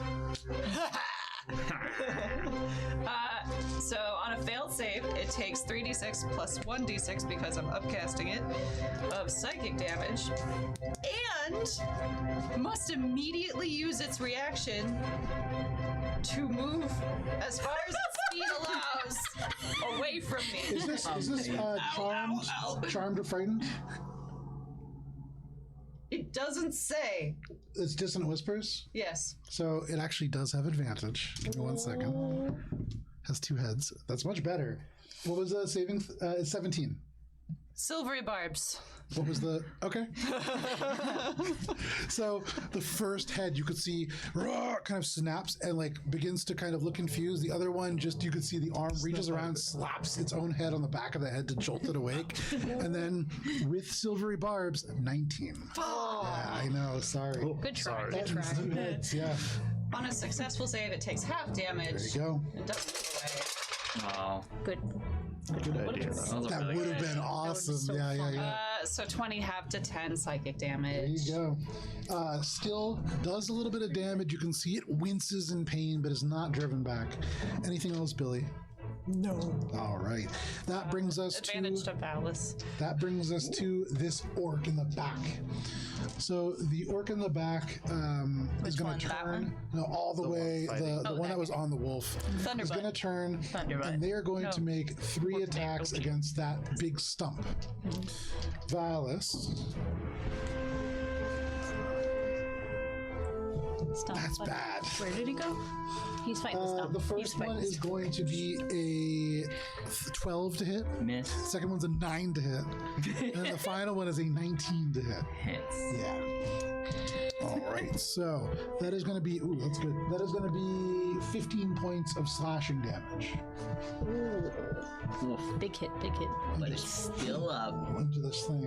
And you can see he pulls this spear back. This creature unable to take down a stump, unfortunately. But that is his turn. That brings us to The stump's the turn. sticks and stones. So Oh, that stump strikes back.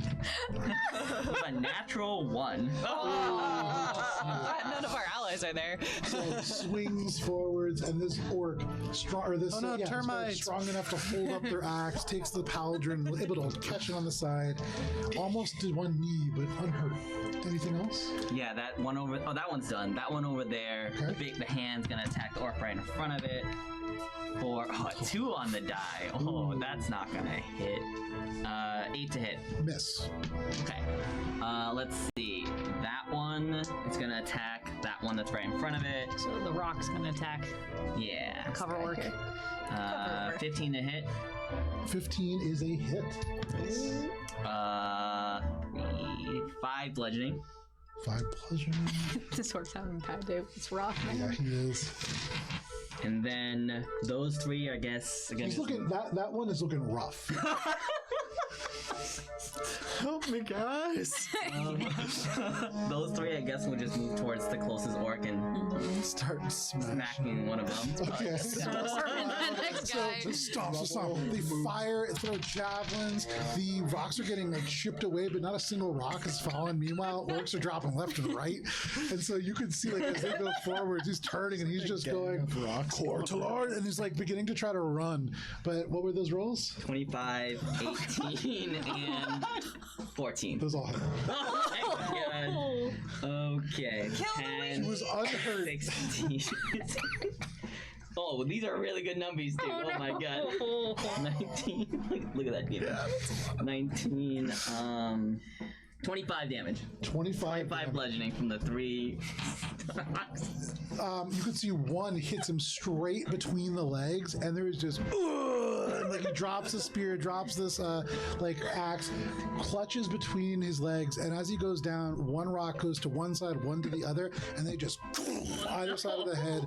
The head is just detonated, and that was so close to killing him outright to the point where he would not be able to be revivified. That was a lot of damage, but he is dead.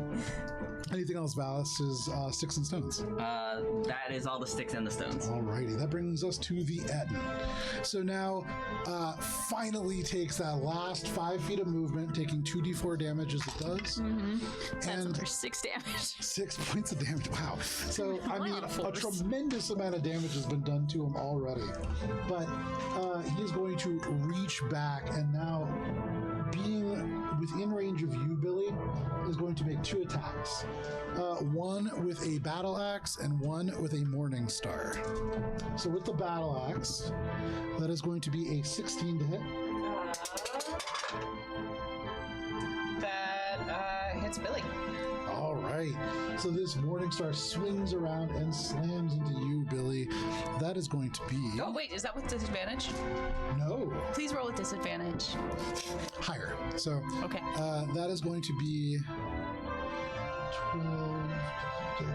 17 points of piercing damage. I would like Is to this huge? intercept it. Okay. By how much? Ooh, good threes.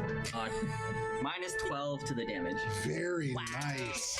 So as he brings this morning star down, and you see this huge spike ball about to crush Billy, and you bring your shield up, and it almost dislocates your shoulder, but you just deflect it enough so that it right next to Billy. Billy, it embeds into the ground about 3 feet deep, and then you see the axe come around. At disadvantage also, right? It's Blur's still up. That is going to be pretty decent still. 15 to hit. Oh, no, wait. 15 misses. Never There you mind. go. Sorry. So the axe just over all the Billy's heads.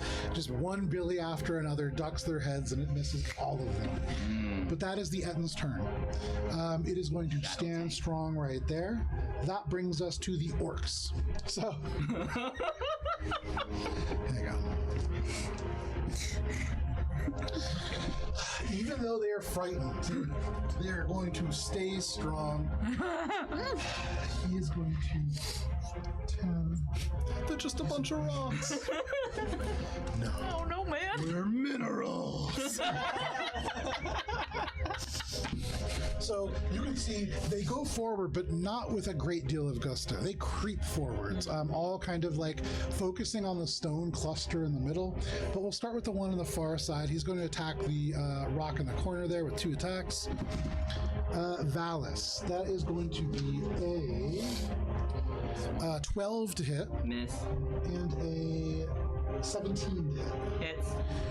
The 17 is going to be a total of 13 points of slashing damage. It is still up. It is barely up, but it is still up. Slashes into it and elements fall away, and this orc is just so disheartened by this. You can see like the color drains out of his skin. But the other 2 are going to throw a javelin each at the same stone. That's not great. That is going to be a 13 to hit and a 14 to hit. They both miss. Oof. And so javelins into the rocks. They have been carved down to such a size that they're hard to hit. And now they're sharp. The orc who is standing up is going to slam into the one that he has been striking with his great axe. That is going to be a 21 to hit and a 12 to hit. Both hit. Okay. The 12 is going to be a total of 12 points of slashing damage. And the larger one, ooh, wow, is going to be a total of 16 points of slashing damage. That's a lot. Yeah. Still up. Still up.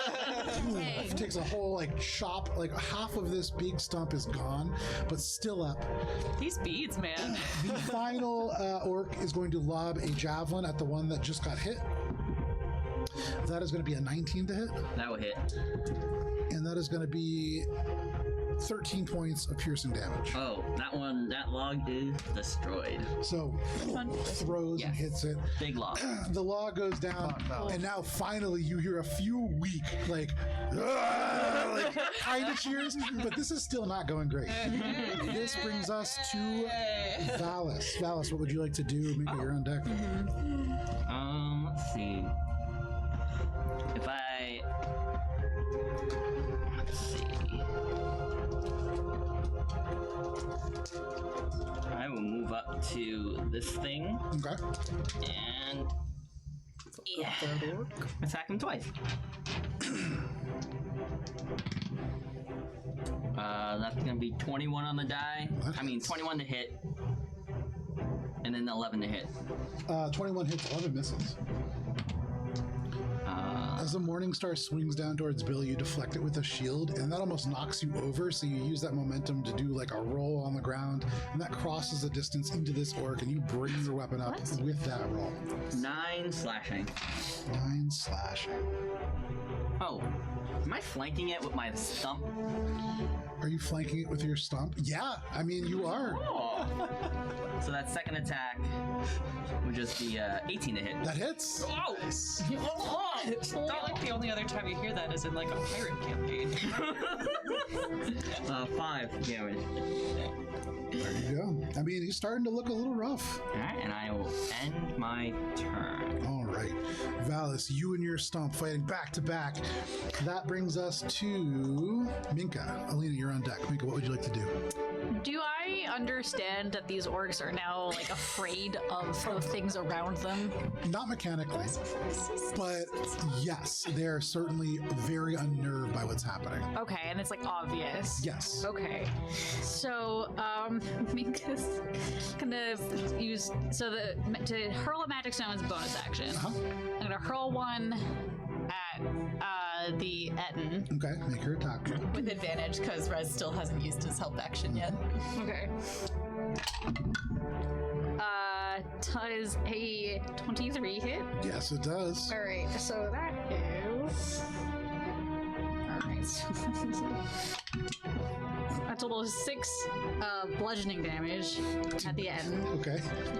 And then she's gonna focus her attention in this space behind and cast plant growth Okay. to cause everything around here to suddenly become like overgrown and vivacious. It's a 100-foot radius. Okay. So You still have more plant matter, right? So it just gets yeah. everything. Yeah. yeah, so it's not spike growth, it's plant growth. Oh, let me get a different one. Yeah. I think it's you can decide like it's like up to 100-foot radius. Yeah, So you yeah. kind of choose within. So basically, I'm gonna go So like this for example, way. you don't have to catch all of us in the Right. plant growth It's if just you don't basically gonna want go to. this way. She can do it within 150 feet. So Is this the one that they get all tangled up in it? so it is just it's more Roses. so basically it's just more difficult terrain because they can only move 1 foot for every 4 feet. Yeah, it's like seriously wow. difficult terrain. Yeah, it And is so, more like, as you difficult than turn and you cast your gaze over here, the grass begins to grow wild, and the elements of twigs break free of the trees and begin to swing out. Little flowers begin to grow up, and it's really just like the brambles grow into these huge thorny rose bushes, we'll say, and that's why they're rose petals. Are you painting the roses red? Yeah, pretty much. Yeah. So this is like a weird intimidation check. Well, Mika's just basically being like, okay, they're already afraid of the nature. No, make the it's- nature look worse. It's certainly effective. These like huge twisting thorns rise up, and you can see the corpse of the orc that had like kind of been crushed to death by the stones. You watch as the corpse twists up, being carried by elements of vines, and then God. you hear the vertebrae just snap as they God. like pull them down. The orcs are looking quite unnerved by this. Anything else, Minka? Nope. All right. Oh, actually, yes. I'm gonna move until I'm behind that bush. Okay. So I just move myself forward a little bit. Free action look confused as if Cheshire has cast hypnotic pattern, but somehow not feeling like Cheshire cast a spell. That is Minka's turn. That brings us to Alina. Rez is on deck. All right. Well, now that plant growth is growthing, I'm going to. Alina's going to climb up here so she has a better vantage point. And now that the movement is quite hampered, she's gonna cast Hunger of the Hunt right about here so it catches these 3 guys. Yeah. So here within the forest, as you cast Hunger with the Hunt, there is this loud, like, thunderous horn. And unlike the one that this orc did, this does not come from any one point here. It is like it is coming from all around you. And all of a sudden, in this one point, there is just this rift that rips open, and there are these thorny vines that roll out and begin to grab at the individuals that are there. All around you, the vegetation shifts suddenly, and you can see the leaves that are around your feet begin to get gravitated in and pull towards this area, creating a flat carpet across the space. But that is your turn, Alina. Alrighty. Oh, then I tell Rez to keep doing what he's doing. He's on board. That is Rez's turn. Rez is just kind of taking the help action. That brings us to the top of the round and to Ori. Question before. Oh, yeah. Is a construct a creature? Tentacles. It's just. Yes. Okay. Oh shit, that means that I had to drop it. Seeing what's now happening, where he's kind of like looking at this rope still. The whole forest like growing around you. Yeah. Or it's like I made a trap though. He's got his Probably rope. had first taken that shot with the rope Yeah. still in his hand, is now kind of like missed the shot, like oh, fuck this thing. Oh, so hard. And then gonna fire at the far off. Yeah, make your attack roll. Oh, zug zug. Zug. Something. 23. 23 hits. Not a sponsor. And that's sneaky. Let me just see here. I might wanna. No, I'm just gonna do this first. Nice. Good numbies. 23 points of piercing damage. So you can see the great axe crosses with this huge chunk of stone. The stone splinters in half. It is almost gone, the rock. But now, finally, as he's able to push with the axe forwards, you can see the entirety of the orc. And so this arrow whistles through and strikes right into the gut, and you see this gout of blood, and they sink to their feet, and they are dead. Cool. I'm gonna go ahead and use my bonus action to insightful fighting. I guess I'm gonna try to insightful fighting the two that are over there, the one that's closer. Okay. That is going to May be not be able to a see 19. them right now. Oh, okay. Oh, I can't see them? No light, magical or otherwise, can illuminate the area. Oh, yeah, because hunger. Oh, okay. Yeah. So Sorry. which So ones are this guy darkened? can be seen. Okay, Yeah. that one. This I one, would this one, and probably. this one are within this. Like this whole area, very overgrown. Gotcha. And there is one area in the middle Okay. where all of those vines are pulling inwards as well. So is it magical darkness that's preventing Yes. it? Okay. So, like, using my bonus action to spot hidden creatures wouldn't Correct. work on that either. Okay. I'm gonna go ahead and do it on the Etten then, area where there's no. and then I'm gonna But for all intents and purposes, for what he's asking for, yeah. gonna insightful fight the Etten Okay. again.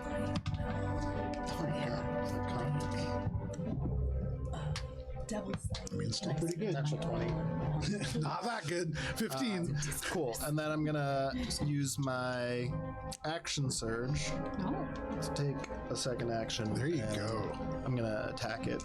Make your attack roll. Great use of action surge. I'm gonna wait for my turn.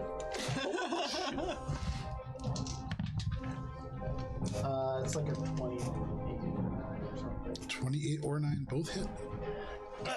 All right, and then not a sneak attack because I already used it on this turn. But So, I believe sneak attack can only be used once per attack action. So give me 1 second.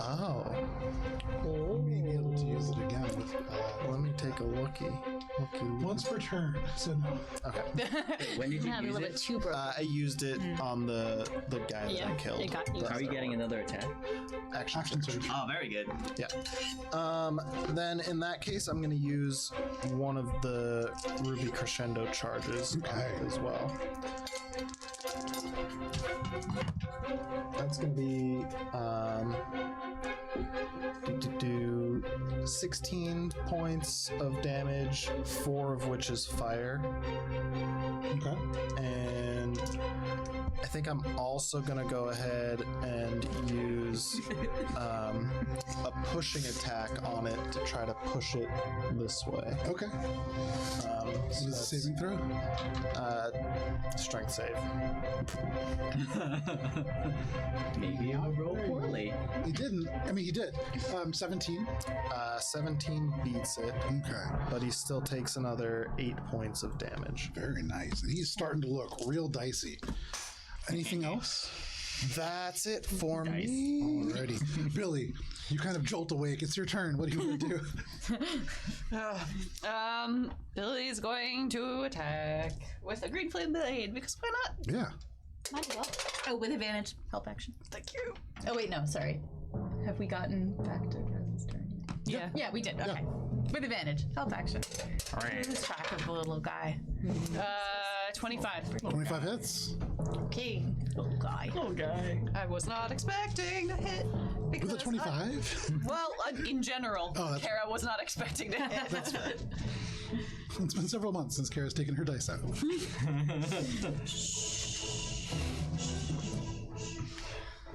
28. Have to remember all the things. And I'm going to expand a bardic for a defensive flourish, which is another d8. Math cam. Oh, no, not math cam. Oh, yeah. While this is here, let's fix this guy. Max damage! Ooh. So that's Lori Bates with a math cam. 13 points of magical piercing, plus another 8 points of magical piercing, plus proficiency bonus to damage, plus 3 points of magical piercing. Math cam, dear God. I'll take you off math cam. Anymore, but I can put it back on if you want. all the and rolls then are kind of 7 sliding that way. And then 7 points of what is it? What is Screenplay Blade? Fire damage. Okay. So that is a total of. Jeez. 15 plus 3 is 18 plus 13 is 21. Very nice. Give me 1 second here. Oh, and the 8 from that defensive flourish gets added to my AC. Very nice. Excellent. So as you pull this flame blade across, there are all of these like elements of spiked growth, and so the green fire leaps onto the plant matter, and as it burns and crackles around the end, they look frightened and confused. One head goes one way, one head goes the other, and that really is the addition to your AC. But anything else, Billy? No. Alrighty. That brings us to this orc behind. He turns around and takes 3 more attacks against this stump. Valis. Alice is right in front of him and he's like, better hack at this stump. Valis, that is going to be first only an 8 to hit. This is the medium. 8 Because it misses. can't even Then we are going to have a 21 to hit and a 24 to hit. Both of those take will out hit. the level one. 21 is going to do 8 points of damage, Yep. and the other one is going to do 13 points of slashing damage. Ooh, it is up, but barely up. He's carving into it again and again. On his last He is swing. just saying, like, Voratan, cool, dun dun, cool, and just like again and again, just trying to kill this thing, but it is still floating. That is that guy's turn. That brings us to the sticks and stones. How do they respond? Oh, that sticking stone. Fuck them up, boys! Attack him. Does it have advantage because I'm flanking it with it? It does, yes. That's literally what it was saying. Yeah. You don't need to speak Orcish. That's still good though. Dirty 20. A dirty 20, that hits. All right. MVP's nature. 12 bludgeoning. 12. I believe these 3. Oh yeah, those are gonna take some damage. Can They will you take 2d6. 2d6 cold damage. Who's taking cold damage? The stone. The Sticks and 3 stones stones in the- that Oh, I, gotcha, that I gotcha, caught In the hunger of the hunt. 7 cold damage. All right, one of them disintegrates. Just shatters with the cold. That's the one that Orc's been attacking. He's gone. And then, so they have blind sight, so they're just gonna move towards the nearest orc and hit it. Okay. Man, what a great combo. Right? So those two will attack that orc, and it will be a Plant growth. Hunger. 17 to hit. That hits. And a 20 to hit. That hits. Alright. 3 damage, and then We didn't even know existed. Could have been playing 10 Bloons damage. So this whole 13. time. 13 points of damage. Yep. This orc is just annihilated by elements of these, like you can see things twisting up. Their friends snapped in half by the vines that Minka just grew up, and as they turn and they look horrified, suddenly the elements of like rock and stone just arrive in front of them, and they look horrified before they are just blasted over and are dead. End of turn, they have to do a dex save, right? Are we Against pulled? your hunger of a hunt.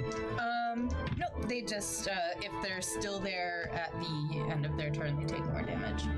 They take Yeah, more they're still damage. in. Unless I do a dex save. No, you just take. Oh, I'm sorry. No, I'm wrong. It is a dex save. Yeah. What's the my DC? spell's better than I do. 17. I looked it up because when you cast, I'm like, oh, those stones are definitely in it. What was it again? 17. 1 d6. Oh, they both fail. Sorry, stones. 7 acid damage. Oh, nah, you've made them stronger. These are now acid rocks. They with the rock as parts crumble away, but anything else? Yeah, there's one more stone rocks right and more there, stone. like behind the laptop. Can you just move it towards one of those orcs? There and hit it. Yeah, right there. That's good. Oh, does it have advantage because it's right outside the hunt? The thing is in the hunt and it's blinded. So I don't think so. I mean, well, the creature it's attacking is The blinded. creatures are blinded. yeah, then yeah. I but guess the if they're thing blinded, has yeah. blind sight. Yeah, then they would. Yeah. All right. It's interesting with got it. blindsided 19 animated to creatures. hit. 19 hits. 10 bludgeoning. I'm rolling really good damage and know. attacks on these Yeah, rocks. already- And I roll for also- Dallas. Already also hurt gonna was take this the one, and acid so damage. this guy in the dark, you just watch as like a hand onto the ground, dead. You don't see them go down, but they are down. All right, one has to live no. to tell the story. It's gonna also take the 7 acid damage. Oh, is it in the hunt? I believe so. If it, although the It would be right on the It would edge. be right on the edge of the hunt. okay, so it's not then. It has to roll. Oh, it is or it isn't? It's not. It's not. Okay, very good. All right, that's the sticks and stones. Yep. That brings us to the Etten. So as these orcs are like pummeled behind it, the Etten looks down, and with Billy having just slashed it, it is going to take attacks against Billy. Billy. The first one is going to be a 21 to hit. That misses Billy. Okay. So it slams down, destroying one of the multiple Billies. No, it misses Billy and Billy Billy's. Really? This is all the Billies. Billy. The next one is going to be a 17 to hit.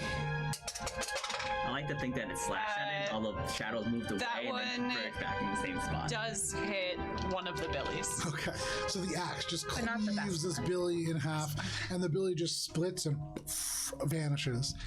But that is the Etten's full turn, as it just kind of sits there swinging and roaring. That brings us to the orcs. They're having a bad time. This one takes 2d6 cold damage. Yep. 9 points of cold damage. 9 points of cold damage. So you can see he was like beginning to turn around and was just going and like slowly freezes and freezes and freezes and then just freezes solid as he is dead. There is what, one orc left, right? This guy, One his orc. poor And then the one, Staring into the abyss. Oh yeah, the leader, the more different one. the horn guy. Yeah. He is, man, he is terrified. But you watch as hesitatingly he clambers over that. Actually, That one's 4 feet of movement per. Yeah. So he is what, quarter speed basically. Yeah. He was 10 feet forward. Struggling against this, like pulling through, using the axe to like into the vegetation and haul himself up. Yeah. He's trying to get closer, but that is his full turn. He like ends up on the log. That brings us to Valis. It's like I could feel it. That So I'll attack this guy in front of me, and I have advantage from flanking. You do. My rock. Please. Natural 20. Oh my Go ahead and roll damage on that. I'm gonna have a smite just feeling because this I can't guy's not, gonna be- right? right? Yeah, I mean, you might as well. Wiped. It's gonna be a smudge. Alright, let's see. He's hurt, but he's not like on death's door. Was. Alright. It might be changing. Yeah, I mean, Is the smite. he's not gonna be looking. I hope that one of the rocks gets the finishing kill. That would be That'll be really good for Appropriate. its morale. Of course, we'll feel really good about that. It's pretty solid numbers. I like those. Yeah. So it's gonna be 12, 14, 28 plus 4, 32. 32. It's gonna be really close. It's gonna be just 1 second. Cheshire's just fully taking a nap in the tree. Yeah. Yeah, it's fine. Looks like they've got it under Valis, you control. swing forwards and with your weapon kind of glowing with this energy and exploding off the magical damage. After already taking so much from this huge stone, that is enough to kill this orc. Hey. And he is just cleaved, and as the magic explodes, you can see the treant who has been this entire time casting a spell, like the eyes like surprised at this.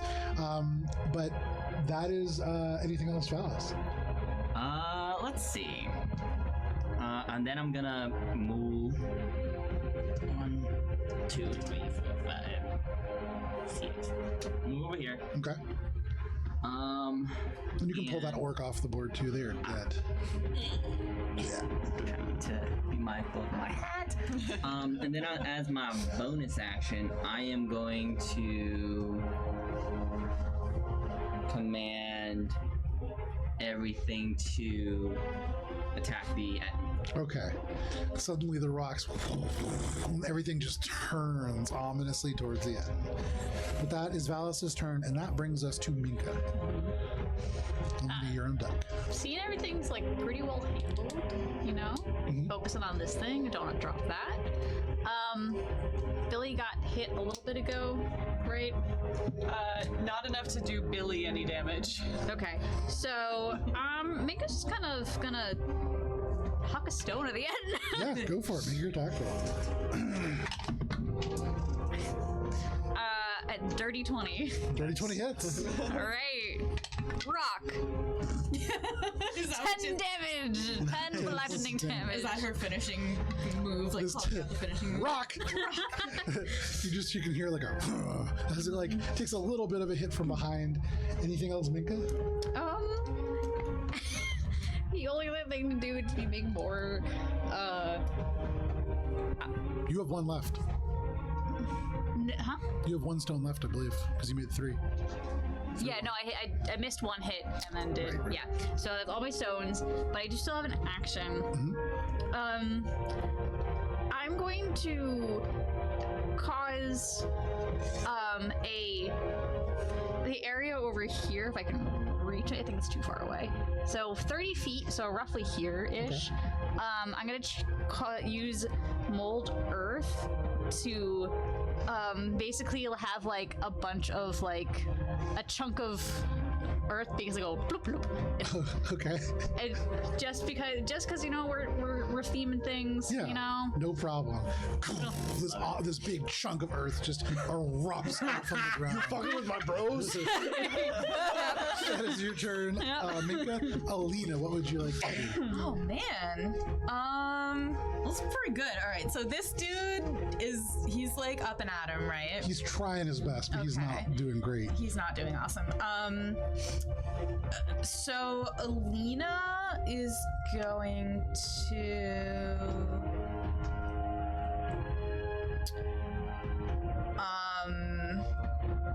well, she's gonna drop concentration on hunger of the hunt, Okay. so that the rocks can keep on rocking. Survive. Yeah. What you doing?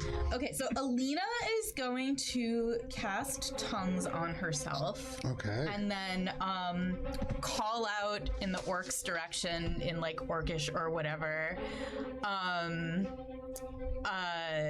Behold, root creep protects itself. Run and tell your brothers to leave this forest alone. Hey, make an intimidation check. Alina casts tongues, and as this erupts out, you you hear Alina's voice, but it's like several other voices that just erupt out around it in various languages. Dirty 20. Dirty 20? Okay. Hell yeah. Terrifying is that. Anything else, Alina? And then to Rez, she's like, "Oh, it's pretty cool, right? Anyway, just keep doing what you're doing." That brings us to Rez's turn. Rez just goes, yeah. It sounds a little unnerved by that sound, but no problem. He continues to help. That brings us to the top of the round and to Ori. Ori, what would you like to do? Ori's kind of like, I don't know if we should let them go. Who are you talking? We'll still kill the end. Well, yeah, but Ori's like, we should maybe not let them know that there are reinforcements. Do you speak Orc? No, that's But true. tongues. But tongues. Tongues means that everybody Everybody can understand. Oh, gotcha. I'm gonna attack the Etten now, and then kind of keep an eye on where this thing's going. And Make your attack rolls. if See, he from my seems scared or perspective, not. all these guys have their only real understanding of what's happening is that the forest is like fighting. They haven't really made it around the corner, so Yeah. thank you. Double 2 times. That's where up. Alina's coming from, anyway. All right, that's gonna be 27 to hit. 27 hits. Sneaky.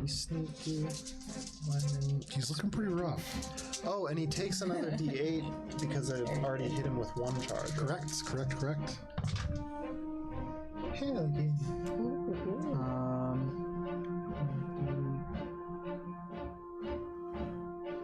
Man, fucking math. 20.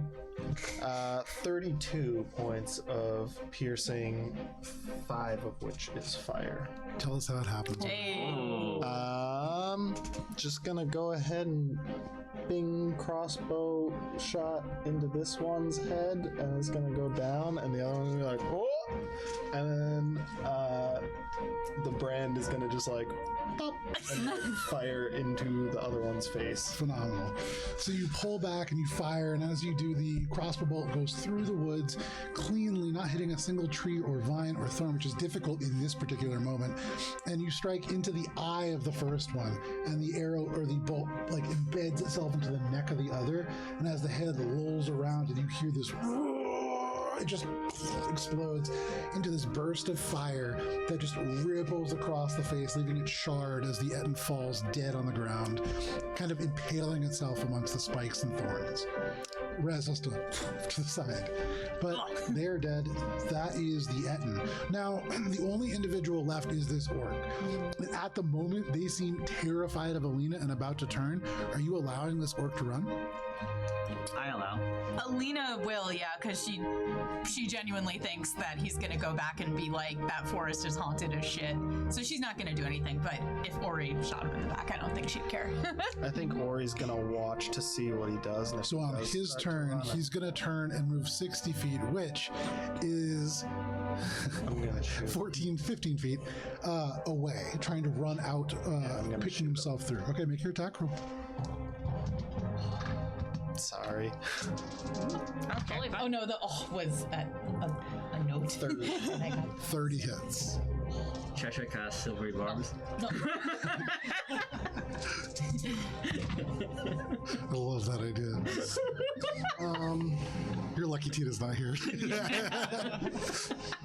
I feel like we've done the chaos 15 this time. points of piercing, magical piercing. And so as they turn and run, Ori, you pull back and you fire, and you hit them right in the back of the neck where the head hits the spine, and it definitely severs something as the whole body just goes limp. And the legs move for just a little bit longer, carrying the corpse like a few feet into the forest before it just falls dead. And you are all out of initiative. Very, very nice. Well, stop concentrating on spike growth. I'm But gonna. the plant's growth is still there because that's out of my control. Alina looks at Ori and is like, come on. time. Sorry. Before it's just growing just think up and about it, around you know? and large.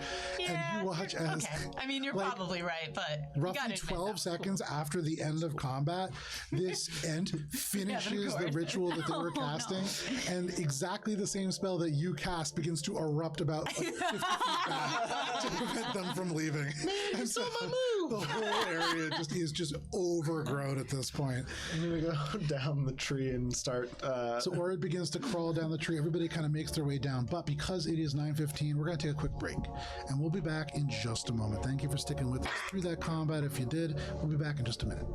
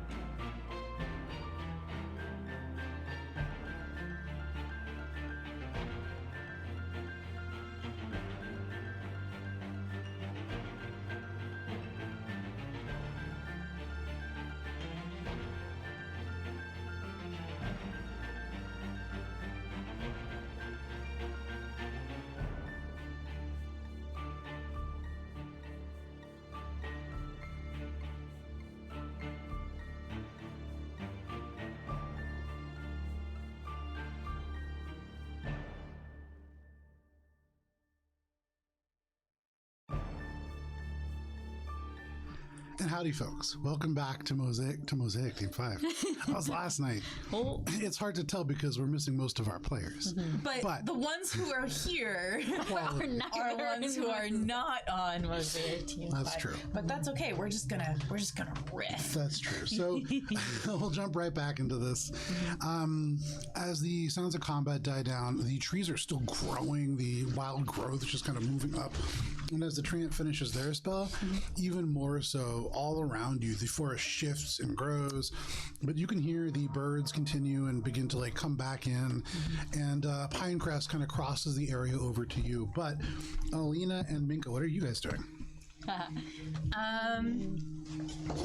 I'll kind of just go back to sort of arrive in front of Pinecrest and be like, it was an honor defending the forest. He turns and you can see the hands like stop moving as he finishes the spell. And he says, "You're really quite impressive. I thought that would be more difficult. The Coven of Unrest is sending more vermin into the forest. But you did well." About the Coven of Unrest, the hags are still in the Candlestick Forest, right? Is this that? It's different. No, that's what I thought. That was Hannah asking. Oh yeah. No, we're in. So why are the hags sending beasts and enemies here? They are harvesting the heartwood from trees. That already, yeah. But I don't know why. Well, that's one group dispatched. And now we can turn our attention to these venom trolls. Yes, I was worried about all of you, but see that I should not have been. You do not need stealth to sneak up on them. I will make this easier for you. He turns and stands up, and you watch as the arms reach out, and there is a massive like twist, and like you hear wood pop and snap, and the woods part in front of you. You see rocks step away, bushes kind of crawl, even the grass in places seem to almost like try to move against the roots to get away, but there is a very clear path. And like in the distance, you can see like more vegetation shifting and moving and moving and moving. But Pinecrest stops and says, "There, I've cleared a path for you. I feel a loss, however. If you come across a fallen tree, please do what you can to ease its suffering. Rescue Jacaranda Indigo from their grove, and we will do far more than grant you passage through Root Creep." Jacaranda in Indigo. Indigrove? Jacaranda Indigo. Indigo.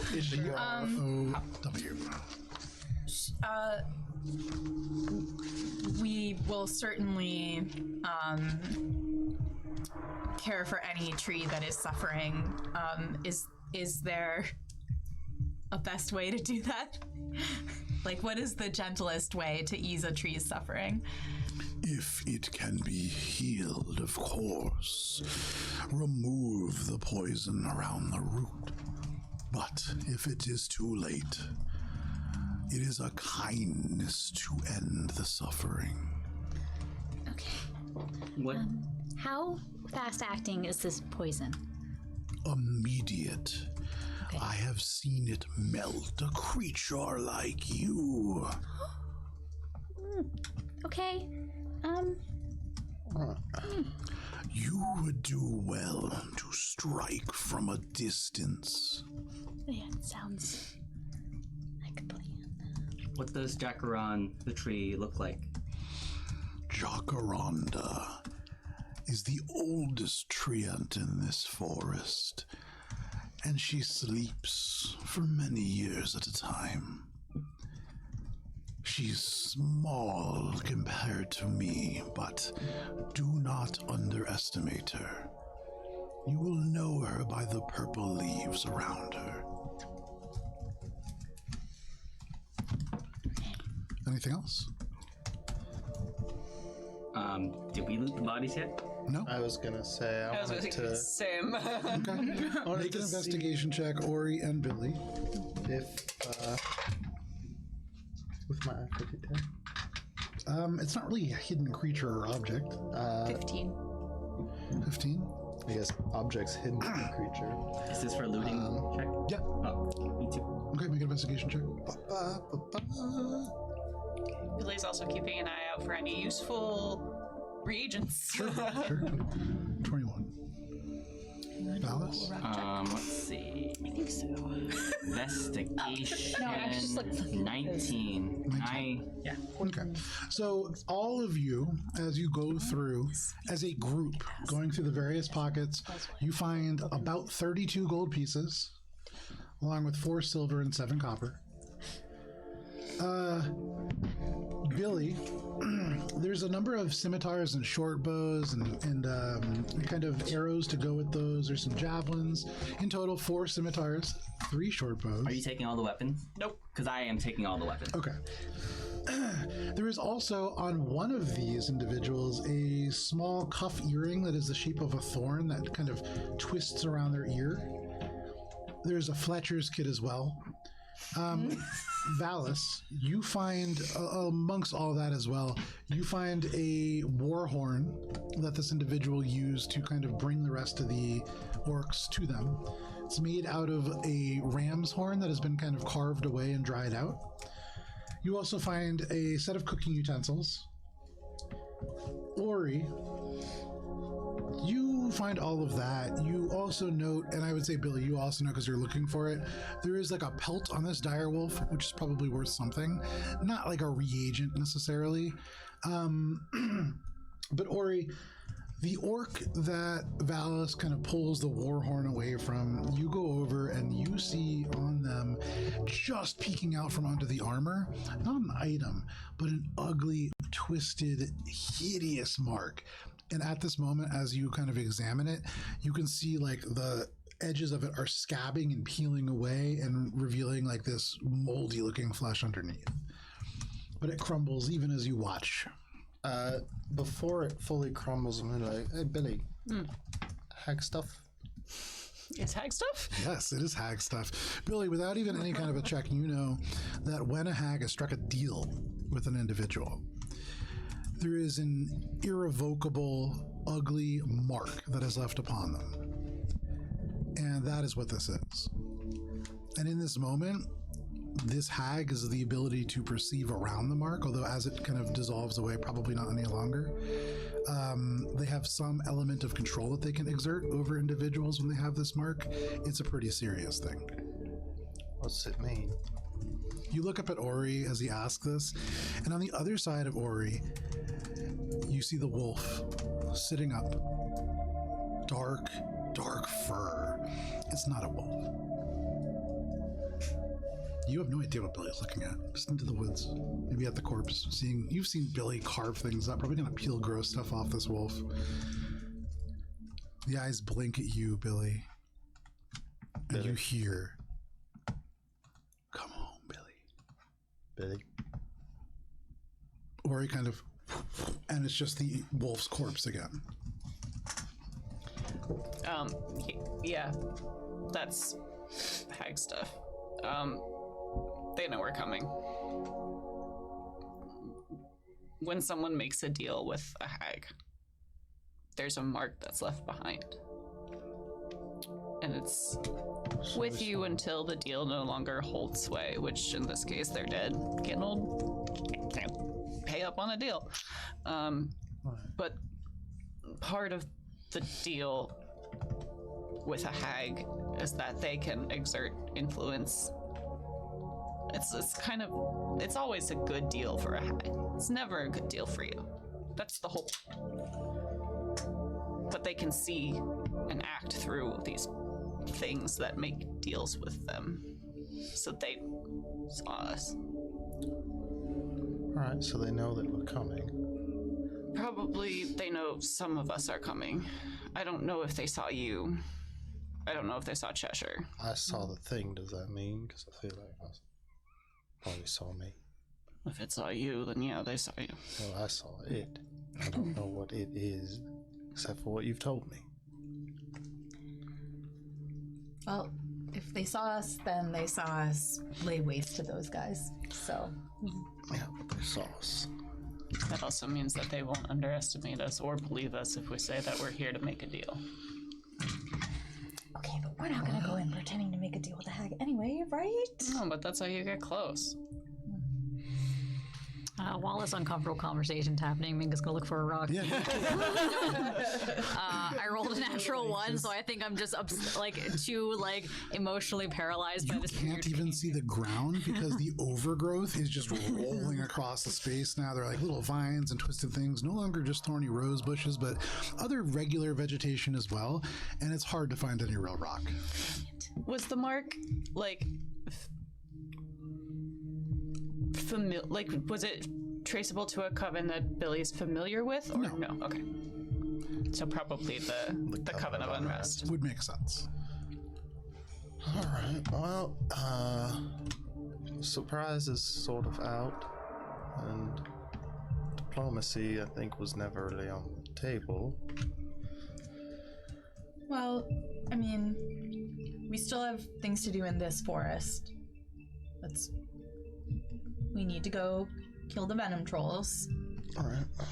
And, maybe we'll get some fun new poisons and stuff. And Pinecrest at this says, And if you can help us, we will help you against these hags. Alone I am but one treant, but Jacaranda can raise Thumbleweed, Saccharus, and Oakermane, and together we can do much. Well, the hags don't know that part. No. Okay. That was supposed to be like browsing, Sorry. Billy. All right. So we need to go to the grove. So, But fighting venom trolls, but not close combat. Because apparently they leak poison. right. Stay away. They're covered in boils, and the boils are filled with poison. For what it's worth, I have one vial of a poison cure. One. Only one. So I can use spells, but I can only use so many spells for it. I'll do my best to keep it as many in reserve as I can. So we'll keep our distance. We have some healing on hand if it becomes necessary. And if you can awake Jacaranda, she can heal as well. Okay. How do we awaken her? She sleeps heavily after so many centuries. You will need to shake her strongly. Like literal shaking? I know no other kind. Okay. like an emotional shaking. I do not believe that emotions will be enough, small one. But you might try. Both patronizing and kind-hearted of him to say so. Alright, so the first goal is to get the trolls away from her so we don't accidentally poison her in the process. And then take care of them. Are the trolls in the grove where she sleeps? Yes. They are there to keep her asleep. If we could wake her, we could drive them out. Minka, are you able to shake the ground around her? Ooh. I think we should try to draw them away from her first. Yeah, but to wake her up. That's a good idea. I bet Cheshire can help with some safe ways of luring the trolls away. Yeah. Sort of what I was Chesh. thinking. Wherever. you don't hear her, but you get the sense that she's around. There's just like a off in the distance somewhere. We've got fun buffoonery for you.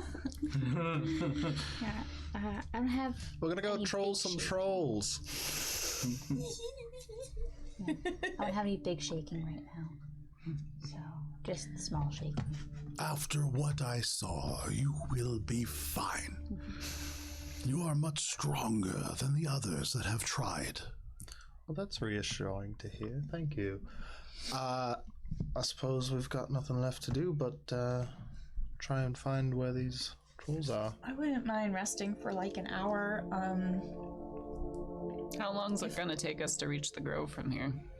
Give me 1 second here. He opened up. I don't know if you were downstairs. He opened like a passage, but I don't know if like the passage was like like, an hour long walk. Yeah. Maybe Or it's like right there. someone could be like in a ring for a walk. Oh, I think I see them. Only take you half of an hour to reach there. So not an hour. I'd rather not go into the ring because if I do and then come back out, then we have to wait another day to have the option to get the How carriage. about I'll scout on ahead with Rez, and we can report back, and I will not get caught. I mean, that would be fine. I That don't have to rest. sounds like a good plan. Okay. I mean, What if you get I can caught? get by with just my. Oh, that's a good point. Listen, I can get by without a rest. I mean, I'll just do a lot of pew if pew. I do get No. caught, I could If- still just draw them away and draw them back in this Rather direction. you didn't get melted. Well, I would rather that too, but I'd also rather not. Well, why don't? If we're gonna Forest scout, we die. can just send Rez. And you should strive to survive this encounter. That's true. You have the best chance, along with this one, of surviving the hags. Why is that? Well, I don't think they can put elves to sleep. Oh, right. Oh, that's true. Exactly. Transcend.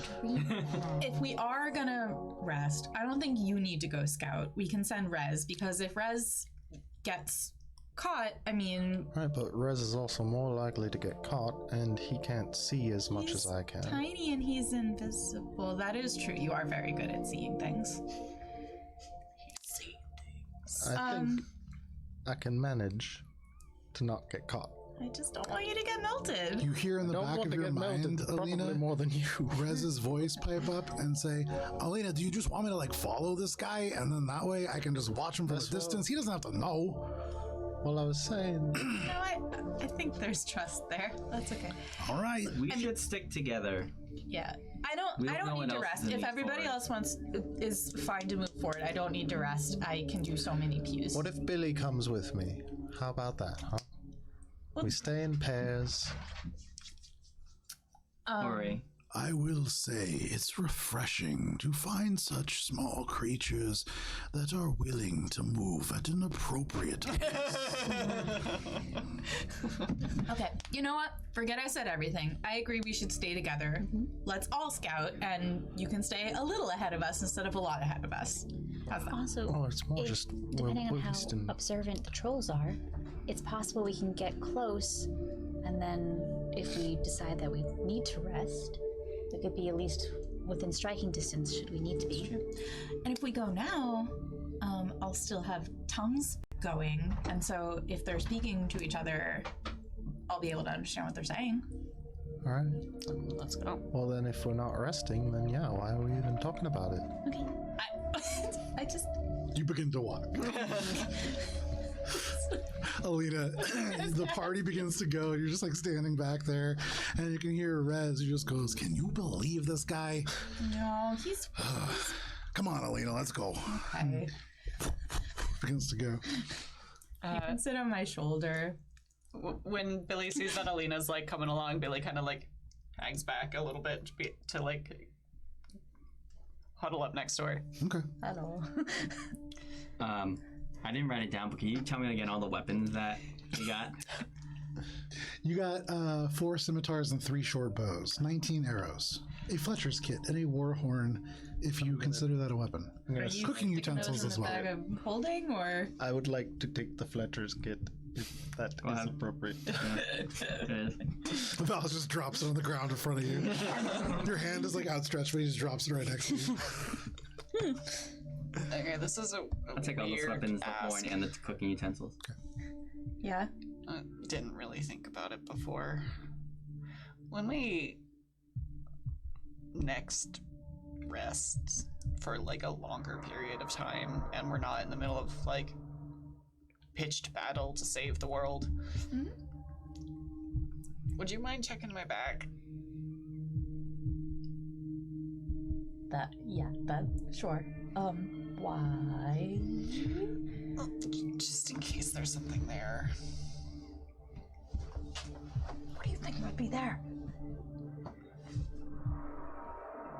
You know how I'm back, right? Yeah. I was fully dead. Yeah. Now I'm back. Yeah. And I hear voices that keep telling me to come home. And there's hag marks. And there's wolves that are black dog things. And voices. And I just want to make sure that there's nothing back there. Okay. I got you. Billy's basically asking Alina to check for a cancerous mole. Yeah.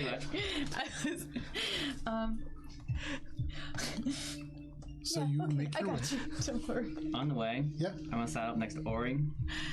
You say to Ori, "Hey Ori, a moment. Yeah. I know that you can't use magic, but sorry.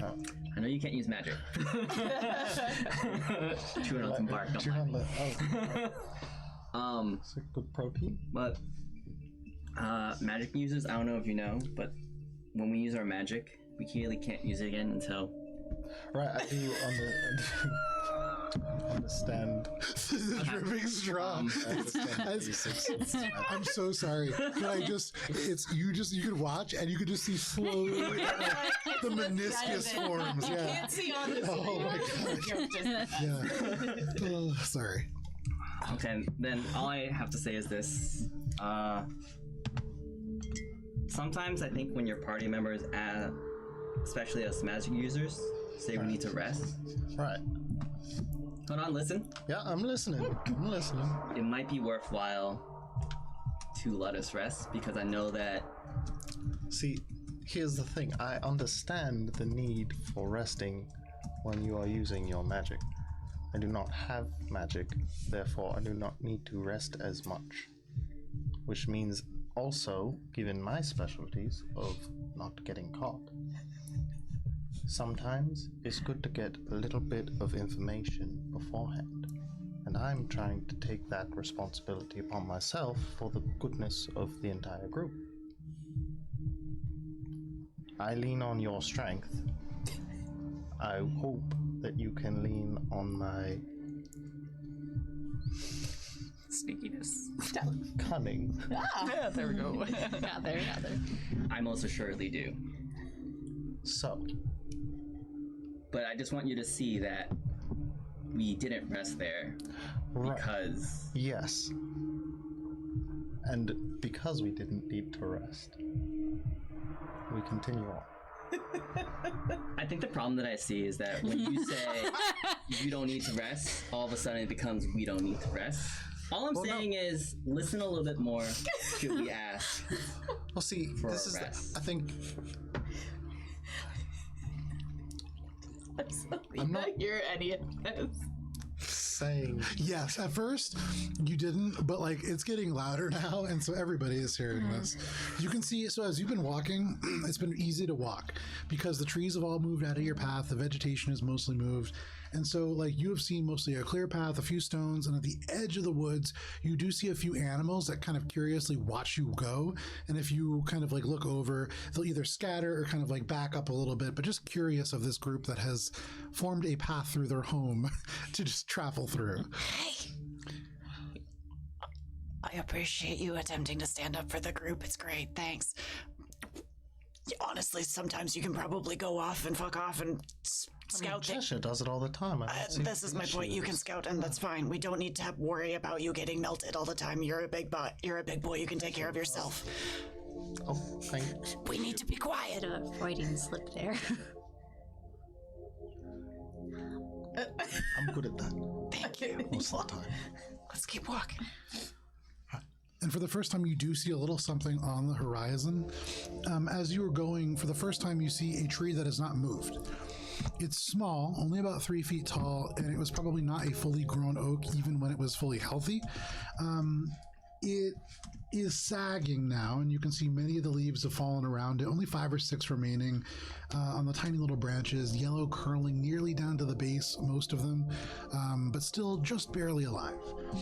At the base of this tree, as you get a little closer, you can see there is a tiny little figure kind of backed up against the tree. And as you get a little bit closer, maybe within 60 feet, can we make a perception check? Does this tree have purple leaves? No. Okay. Just a couple curling away. This is an oak tree. 22. Okay. 14 for Alina. And less for Rez. So you and Rez just see a tree. 17. 17, okay. Now you won.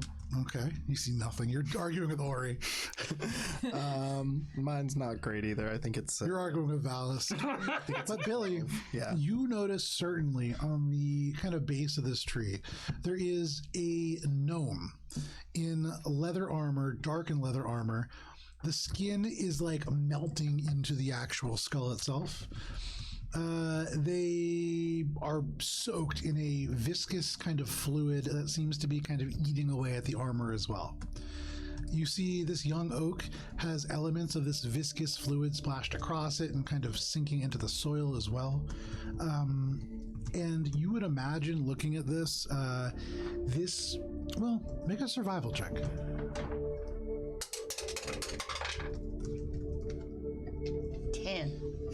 It's probably died within the last year. The tree or the gnome? Yeah.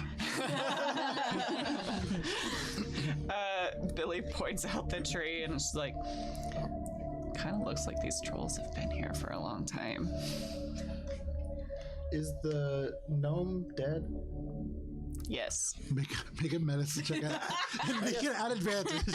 He died within like the last year or so. You make a medicine check, but as you see the empty sockets and like bits of the I skull guess the poking gnome through. and the tree, because they're both splashed. Yeah, but make a medicine check. It's a 19. 19? Yes. You're not. A very skilled healer perhaps could bring this person back, but only through the use of magic and some pretty expensive reagents because they're real dead. The tree itself is still alive, just barely, but it's alive. I would like to look at the poison and is this something that could be washed away? Make a nature check. Could I just pour cure poison onto the roots? I'm gonna stop him from doing that. I'm not doing it, Oh, but okay. I'm looking at If the he goes to do it, I want to stop him. You could, yeah. Would that work to cure Make an the Arcana area check. around it? While he thinks about that, Well, hang on one second. So, Minka, as you are looking down and kind of examining this poison, it's kind of sunk a little bit into the dirt. It would be tough to wash it away. There are elements that you could probably remove with water, but it's sticky looking. It's almost like sap. 13. Sorry, that was not related to that. I just choked on my own spit. Whew. Apologies. DMing's a rough job, guys. It is. A 13. Sorry, remind me of the check. I almost died. Would pouring the cure poison over the roots of the tree kind of stave off the poison if we were to then, I don't know, dig a trench or something to... There's a good chance. But probably. Adventuring... Oh, sorry. I was just gonna say. I haven't... Oh, you haven't done anything I haven't yet. done anything. Sorry. Yeah. I would like to do something. I'm gonna take out my shovel because I think it's in a Dungeoneer's kit or an Adventurer's kit. Yeah. I'm gonna start kind of digging around the tree to kind of So you start a little barrier to the remaining poison. Okay. So you start separating as much as you can. Yeah. Valis, what do you want to do? So now that I see the tree is poisoned, I say to the group, I'm not sure if this will work, but I can try to use my my magic to cure the poison, and I'm gonna use Lay on Hands and neutralize the poison affecting the tree. Give me just one moment to read that and see if that works. Is the tree a creature? It's not. Oh, it's just a regular ass tree. It is. Oh man. At least at the moment. Such a creature, unfortunately. Gotta wake it up first. So, well. What does the DM say? So there's rules as written and rules as intended. I can tell that rules as intended. It is supposed to only be a creature. However, it does say, alternatively, you can expend 5 hit points from your pool of healing to cure the target of one disease or neutralize one poison affecting it. And so you could interpret that. I'll say, Valis, if you want to try it, go ahead and make an Arcana check to do so. Okay. Woo! That's a good roll. Good number. Let's see, Arcana. Oh, Arcana, 21. That stuff here. 21. Books. Yeah. So I you love books. expel 5 hit points from your pool of lay on hands.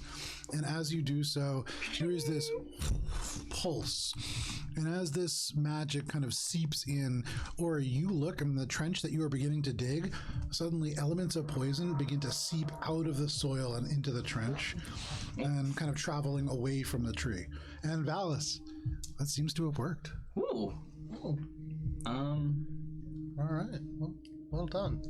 I wasn't sure if that was gonna work, but I'm glad it did. Yeah.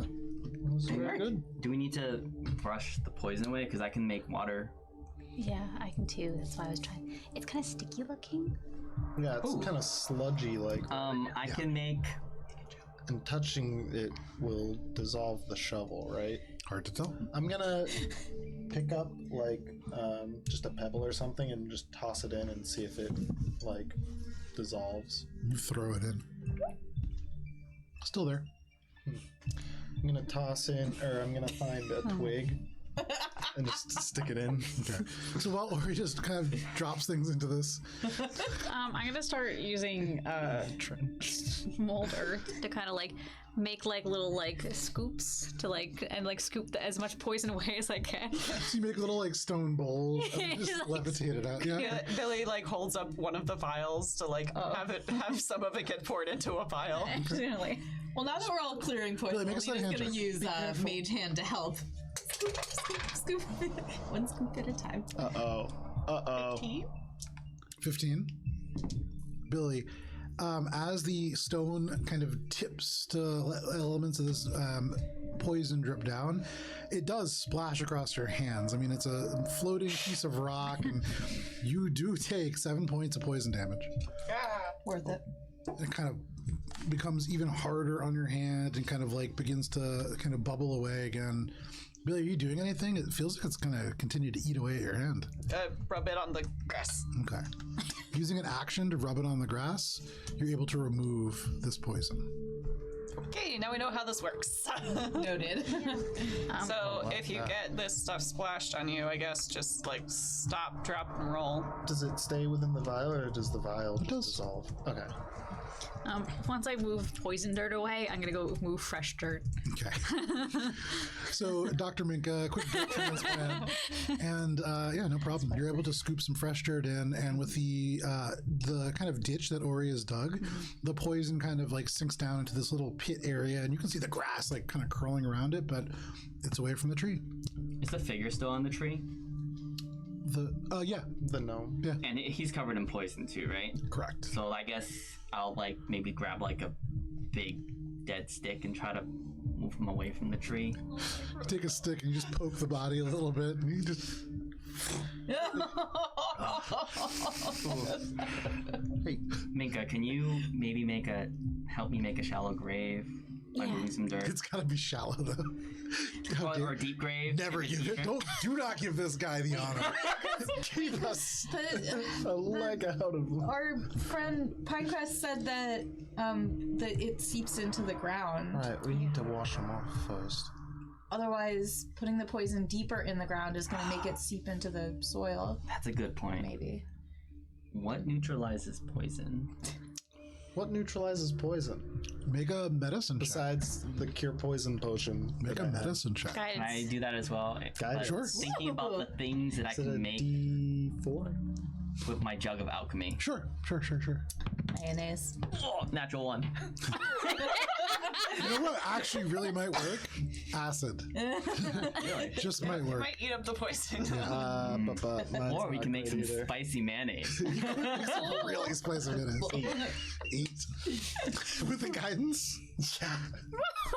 I got a 2 and a 3. Oh gosh. No idea. I mean, yeah, like looking at this and kind of trying to consider it. Probably rinse it off with some water and then. But then now, I don't know, at least dilute it a bit. Maybe. Yeah, no idea. But it's already kind of sludgy. I don't know. How much I pressure kind of would you feel need like to... so we've already done our best to protect the tree. I think we might just Yeah, well, this poor guy... Have we spent enough time that it's almost approaching long rest, like short rest time? No. my tongue I like spell that. now. It's been about 30 minutes since you left. You gotta check, you know? to do something about this. Well, I mean, I think the best. I mean, I guess I just want to take the body off because the body's full of poison, so I want to remove him from the Is there tree. any So like stone around that we could lay the body on? Not, Or like... I mean, a little bit off into the woods, you can see like rocks and things that you could put them on, yeah. Are there parts of the body that I could safely grab without getting any poison? Yeah. And then kind of just drag the body over? If you want to grab, now that he's slumped over, you can see the part of the back that was pushed up against the tree. There's no poison there. It was like flush up against. So you can kind of grab like the straps on the back that would hold the pauldrons on and just drag him across if you want. He's a gnome, and so he's pretty small. All right. Yeah, I'm going to, as respectfully as I can, just drag him over to like the stone, like the bedrock or whatever. Okay. So I'm we're- gonna follow, and once he's on the stone, check his pockets, if I can do so, avoiding touching the make an investigation check at disadvantage. I'm gonna give this one a quick funeral rites. Okay. We got work to do. Make a perception check. 15. With a 15, you try to go through the pockets as best you can. And interestingly, as you pull the first one away, the whole pocket almost comes out, and it looks like somebody has already been through, and very sloppily at that. The pocket's like almost burst from the inside. 15. Oh. Sorry, did you want me to make it? I mean, Perception check for the funeral rites? yes. Okay, 15. Okay, so with the 15,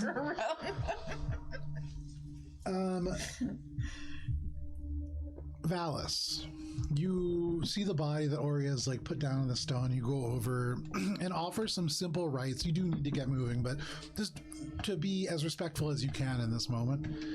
And as you do this and like say these words or do whatever it is that you do see there is a couple of like woodland creatures in the area, and a few of them do make their way over and just kind of watch you curiously. You see one of the birds fly away. They're definitely like mundane animals. And then you see that there is a smallish boar, maybe about 3 feet long.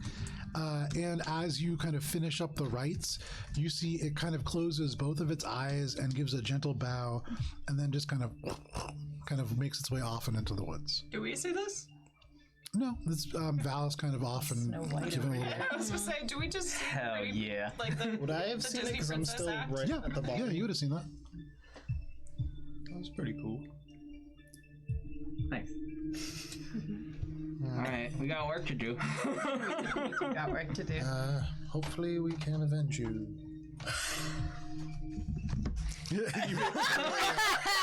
And, you know, seeing as his present condition is not great, he's received that message as much as he can. Sort of like it's Ori's rights, but Ori didn't go to book school. Ori doesn't pray to books. Always from the street. Well, Valis is like, I commend your soul to the earth, and Ori's like, see ya. it's been a wild ride. As Ori and Valis return from the edge of the woods and you all kind of make your way into this path, Are you continuing forward into the grove? Yeah. Okay. Sneaky time. Everybody make a stealth check. If we're going into the grove, that's We are in a forest on material plane. I get advantage. Woo! That's not bad. A natural 20. Very natural nice. 20 for me too. Ooh, that's being sneaky. 15. 15. Billy? 9. Natural 4. 2 natural 20s count as 2 successes each. And so canceling out both Valis and Billy, absolutely blowing it. Sneaking. You quietly make your way forward. Minka, you now on the lookout for rocks. Every time that you see somebody step on something that might conceivably make a noise, it could be a rock. You kind of like budge them out of the way just to make sure that they're not missing anything. You found this cool thunder egg and you're really hoping to find another. But you all make your way forward for about another 5-6 minutes, and you're able to see in the distance where the trees kind of like open up into a larger circular area where there are more rocks and the grass transitions into more mud. You can see there are roots of grass, but the vegetation around these stones is largely died. There is one exception to this, and you can see poking out from beyond these outcroppings of rock a huge crown of purple leaves. But because it is 10 o'clock, this is where we're going to end for the evening. But you guys all destroyed those orcs. And Valis, you had a boar attend a funeral, so positive overall. We're going to be back next week for Adventures in Aldborough and Courts of Everest, but if you cannot wait that long, we'll be playing Starfinder on Thursday at 6:30 p.m. Eastern Standard Time, and you can join us for that right here on Twitch. But please stay safe. We'll see you later. Bye-bye. Bye.